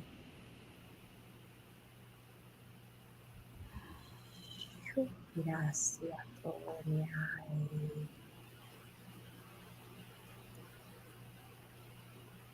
My wish is that for all of you to enter a frequency of deep heart connection with the crystalline core of Gaia, inviting her to connect to your heart, allowing your physical body, your physical heart space to be a connection to the wisdom of the Earth Mother and the Cosmic Mother, connecting to your own internal wisdom, and allowing the wisdom of all that has been and all that ever will be to flow through your heart and to guide you, so that you may walk along your path, not from a space of knowledge of what has been, of what you have seen, but of wisdom, a knowing of that which is to come that looks very different from anything that you have seen. allowing yourself to prepare for this new reality with softness, with beauty, with harmony. Opening to receive the wisdom and allowing it to guide you and direct you in your actions. With love, with love, with love, with love, with harmony, with harmony, with harmony, with harmony.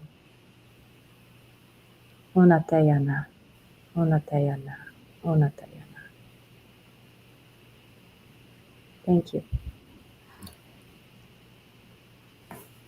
Aho. You. Aho. Man, sister, thank you so much.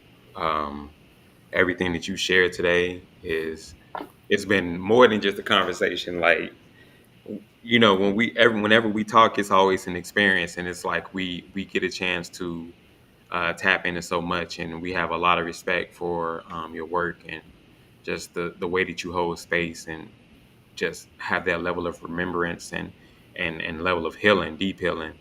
So I definitely want to say thank you for taking the time out with us.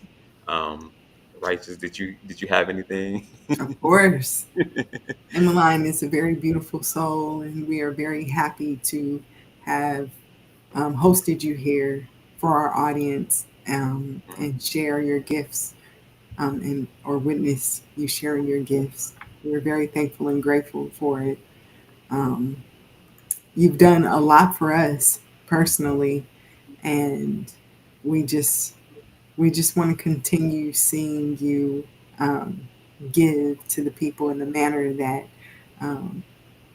blesses you as well. So that's awesome. Thank you both so much. Yes. You are welcome here anytime. Anytime. Anytime. Just let us know. Anytime, yes. My Saturday night hangout spot. Yes. I like it. We love it. We love it. Got to definitely take a deep breath for that one. But we are going to be right back with a short break. Emmeline, if you'd like to stick around with us for our weekly astrological forecast, as we get ready to close out this episode, you're more than certainly welcome to. And we're going to take a quick break. We're going to do something a little bit different this time. We're going to split up the signs into two parts. So we're going to have a quick commercial break and then another break after that. But thank you all. We'll be right back. Thank you. For a limited time only, you can take advantage of our special offer on our detailed astrological reports. They make a great gift, so don't miss out on this opportunity to connect with your cosmic divinity.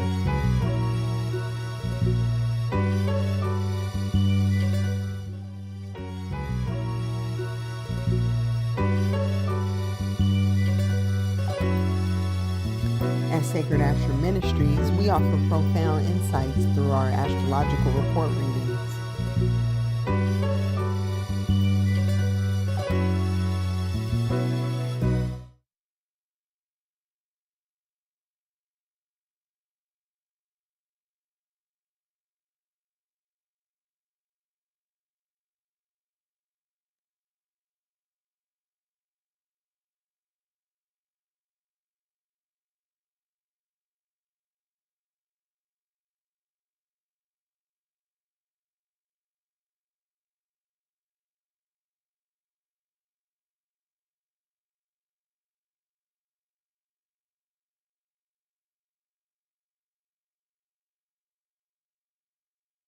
At Sacred Ashram Ministries, we believe in the power of prayer and the guidance of divine forces.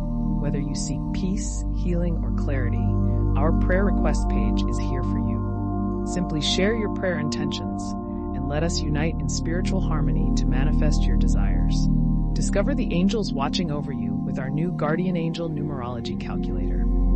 Enter your name and date of birth and unveil the celestial beings offering their powerful protection and guidance in your life. Visit sacredashramministries.org today. Illuminate your path with prayer and the divine wisdom of your guardian angels. At Sacred Ashram Ministries, we offer profound insights through our astrological report readings.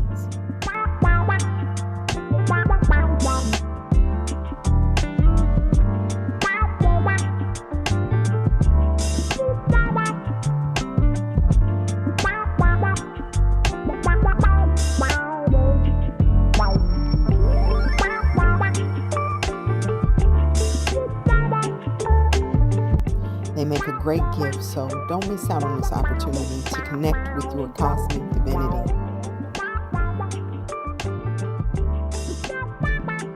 Ever wondered how the stars could guide your every step? Unlock the cosmic blueprint of your life with the 30-day astrological calendar and transit report from Sacred Ashram Ministry. With daily planetary influences, you'll gain insights into how celestial movements impact your mood, energy, and decisions. Imagine knowing the best times for important events, career changes, relationship developments, or self-care. Our auspicious dates feature equips you with powerful timing. Plus, with challenge navigation tips, transform obstacles into stepping stones for growth. Want real-time updates? The bonus calendar file seamlessly integrates into your device, keeping you aligned throughout your daily routines. For just $20.20 as a one-time purchase, or the affordable subscription for a low cost of $14.44 monthly, ensure you stay in sync with the cosmos with new reports every 30 days. Embrace clarity and purpose in your life. Ready to illuminate the temple within? Purchase your report today and harness the power of the stars.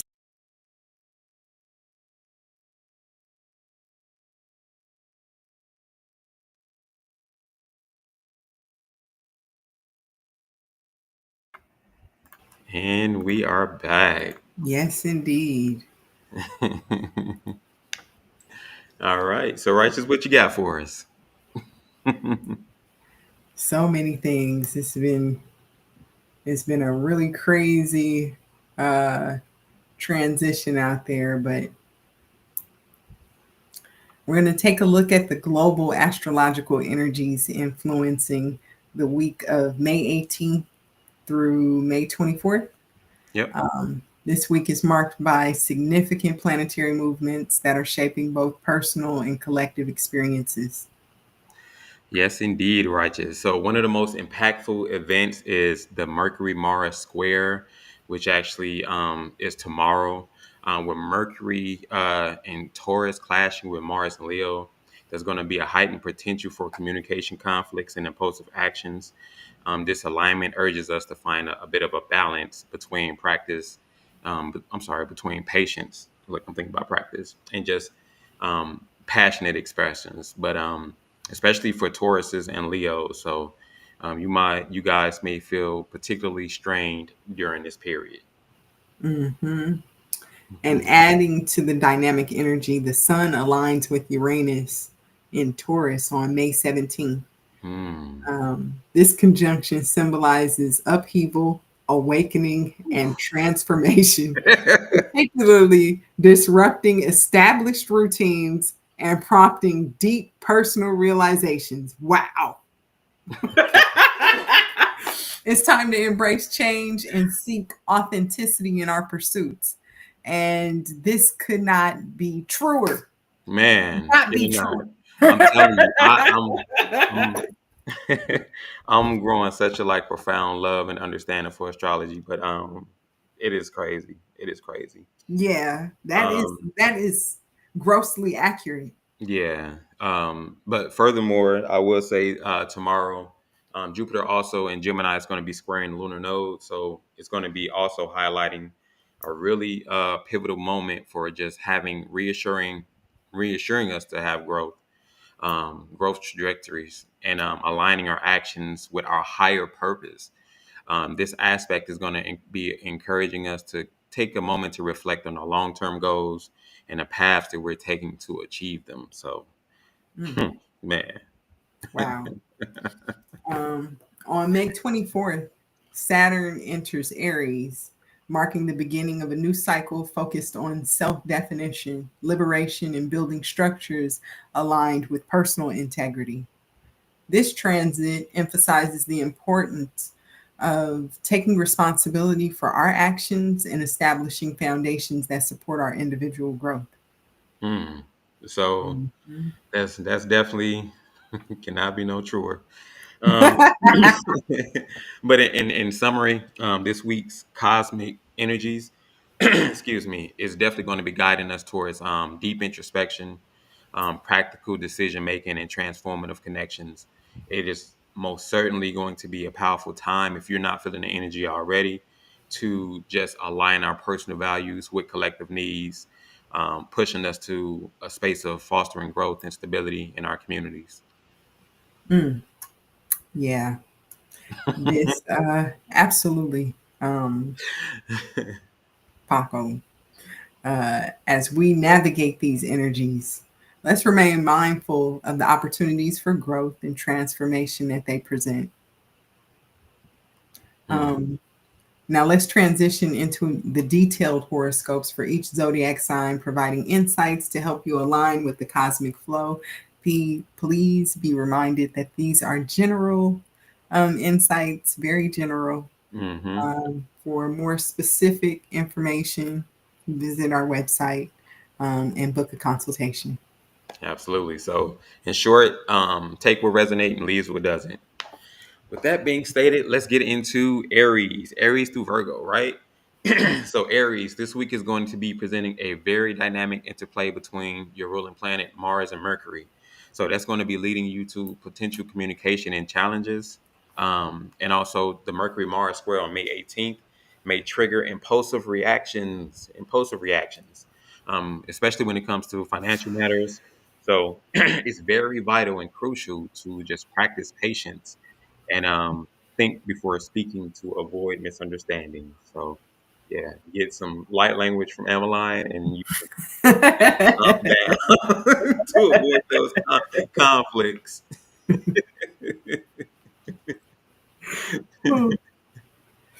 um, okay, Taurus, April 20th through May 20th.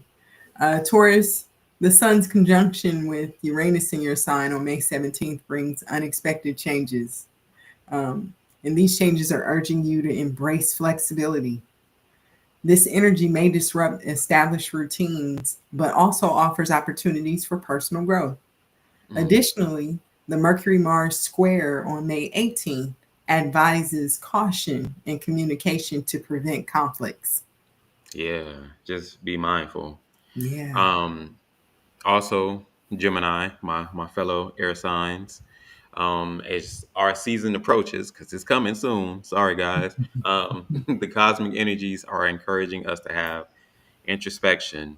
The Mercury Mars square on May 18th, it may stir past frustrations, prompting you to reflect on communication patterns. But I definitely would advise to embrace this time to reassess your goals and just prepare for the upcoming Gemini season with renewed clarity, because clarity is Mm, here and it's here clarity to is the stay. word. That It's is the the word of word the of the week. day. It's clarity. Hmm. Cancer, June 21st through July 22nd. Cancer, this week emphasizes the importance of open communication in personal relationships. The Mercury Mars square on May 18th may lead to misunderstandings if not addressed thoughtfully. Engage in honest dialogues to strengthen bonds and foster mutual understanding. Yeah, it's very important, Cancer. So, Mhm. to all the water signs, take that time to do so. Moving on with Leo. So Leo, the sun's alignment with Uranus on May 17th is going to bring in unexpected developments in your career or public image. It's best to embrace these changes as there will be, considered opportunities for growth.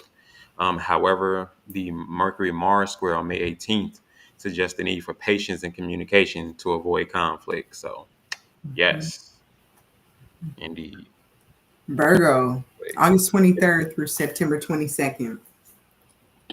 Virgo this week invites you to focus on organization and clarity. The Mercury Mars square on May 18th may cause stress in work and health routines. Prioritize tasks and maintain open communication to navigate challenges effectively. Absolutely. So that wraps up our insights for Aries through Virgo. Now we're going to take a little moment to vibe with the second sleeper hit on the second sleeper hit of our episode. So sit back, relax, and enjoy this music to elevate your spirit before we go through the rest of the zodiac signs. Yes. I've been waiting for this one. All right. We'll be right back. We'll be right back, family.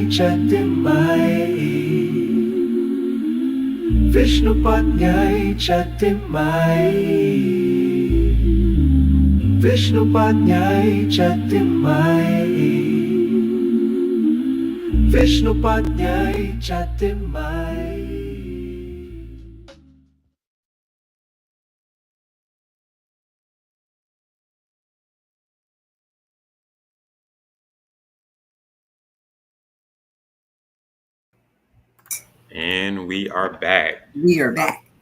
So before we go ahead and continue, the name of that track is Echoes of Prosperity, and that is actually a longer song, but we just wanted to give you guys a little bit of a preview.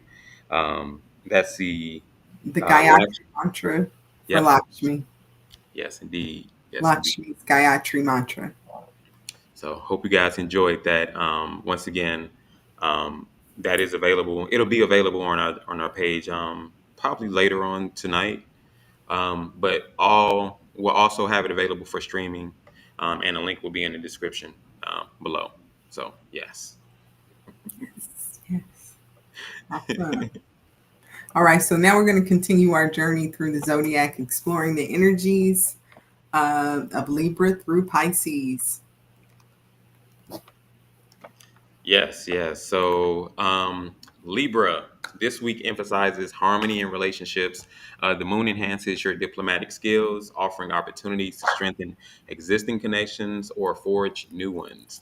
When it comes to work, Mercury is going to be empowering clear communication, making it a great time for negotiations or resolving misunderstandings financially. I'm sorry, misunderstandings. On a financial aspect, it'll be prompting you to reassess your spending habits, and it can yield long-term benefits by doing so. So it's definitely recommended to stay attuned to your inner balance, as Mars may bring restlessness, channel this energy into creative pursuits or physical activities. Scorpio. Scorpio, this week brings profound introspection driven by the moon's alignment, stimulating your inner world. Dive deep into your thoughts and uncover hidden truths, enriching your understanding of yourself and your surroundings. Venus encourages intimacy in close relationships. Open up and share your feelings to deepen trust. Professionally, focus on strategic planning. Your keen insight can anticipate challenges before they arise. Yes, yes, yes. And Sagittarius, my 180-degree friend. This week promises a whirlwind of activity as your ruling planet, Jupiter, is going to be amplified with opportunities for expansion and adventure. So it is an opportune time to seize the chance to step out of your comfort zone, whether it's through travel or learning. And when it comes to work, your innovative approach is going to be super appreciated, especially midweek when a brainstorming session could lead to a profound breakthrough. Financially, remain cautious about impulsive spending, so don't go out spending too much. Go crazy. Don't do that. But make sure to align your choices with long-term goals to maintain that level of balance. Indeed. Capricorn. Capricorn this week marks a significant shift as Saturn moves away from dreamy Pisces to bold Aries on May 24th. After over 2 years of trying to build a fence around an ocean of possibilities, you're ready to make some big, some might say selfish choices, especially about your home and family. Take the time to celebrate all you've accomplished, despite the confusion over the past 3 years. Things are about to move much faster. Yes, yes, yes. And Aquarius, this is going to be an important week as your ruling planet, Saturn, finally exit the murky waters of Pisces. That makes Get so out much of sense. here. And Get out of moves here. it moves into no worries. It moves into bold areas on May 24th after 2 years of fighting against the current to build better money values and self-worth. You're definitely ready for a totally different and true to you routine. Ain't that the truth? Though you're eager to hit the ground running, this week is for planning and laying groundwork. So write your to-do list like you're casting a spell. Oh, you don't say. Oh, wow. Pisces, over 2 years of tough love. After over 2 years of tough love, Saturn finally leaves your sign on May 24th. You've been through the ringer since 2023 and your body feels it. Treat yourself to some self-care. You deserve it. To celebrate the closing of this chapter. With Saturn entering Aries and your money sector this week, the next 3 years will be about finding financial structure on your own terms. This week is about identifying a few money goals to start that journey. And that concludes our detailed horoscope for Libra through Pisces for the week of May 18th through May 24th. We want to extend a heartfelt thank you And a soul clap. special guest, Super applause. Emmeline of Tree of Life Temple, for joining us this evening on episode 11. Her insights have been powerful. They always are. So please do check her out. And until next time, stay aligned and stay empowered. Yes, yes, yes. And if something that we discussed today resonate, trust that pull. Don't rush to fix it. Just sit with it. Be with it for a little bit. And when you are ready to take that next step, we are here. Sacred Ashram Ministries is here to walk with you and to assist. Yes, indeed. Peace, power, and prosperity. Peace. Thank you. Oh. Aho. Thank you all. Have a good one.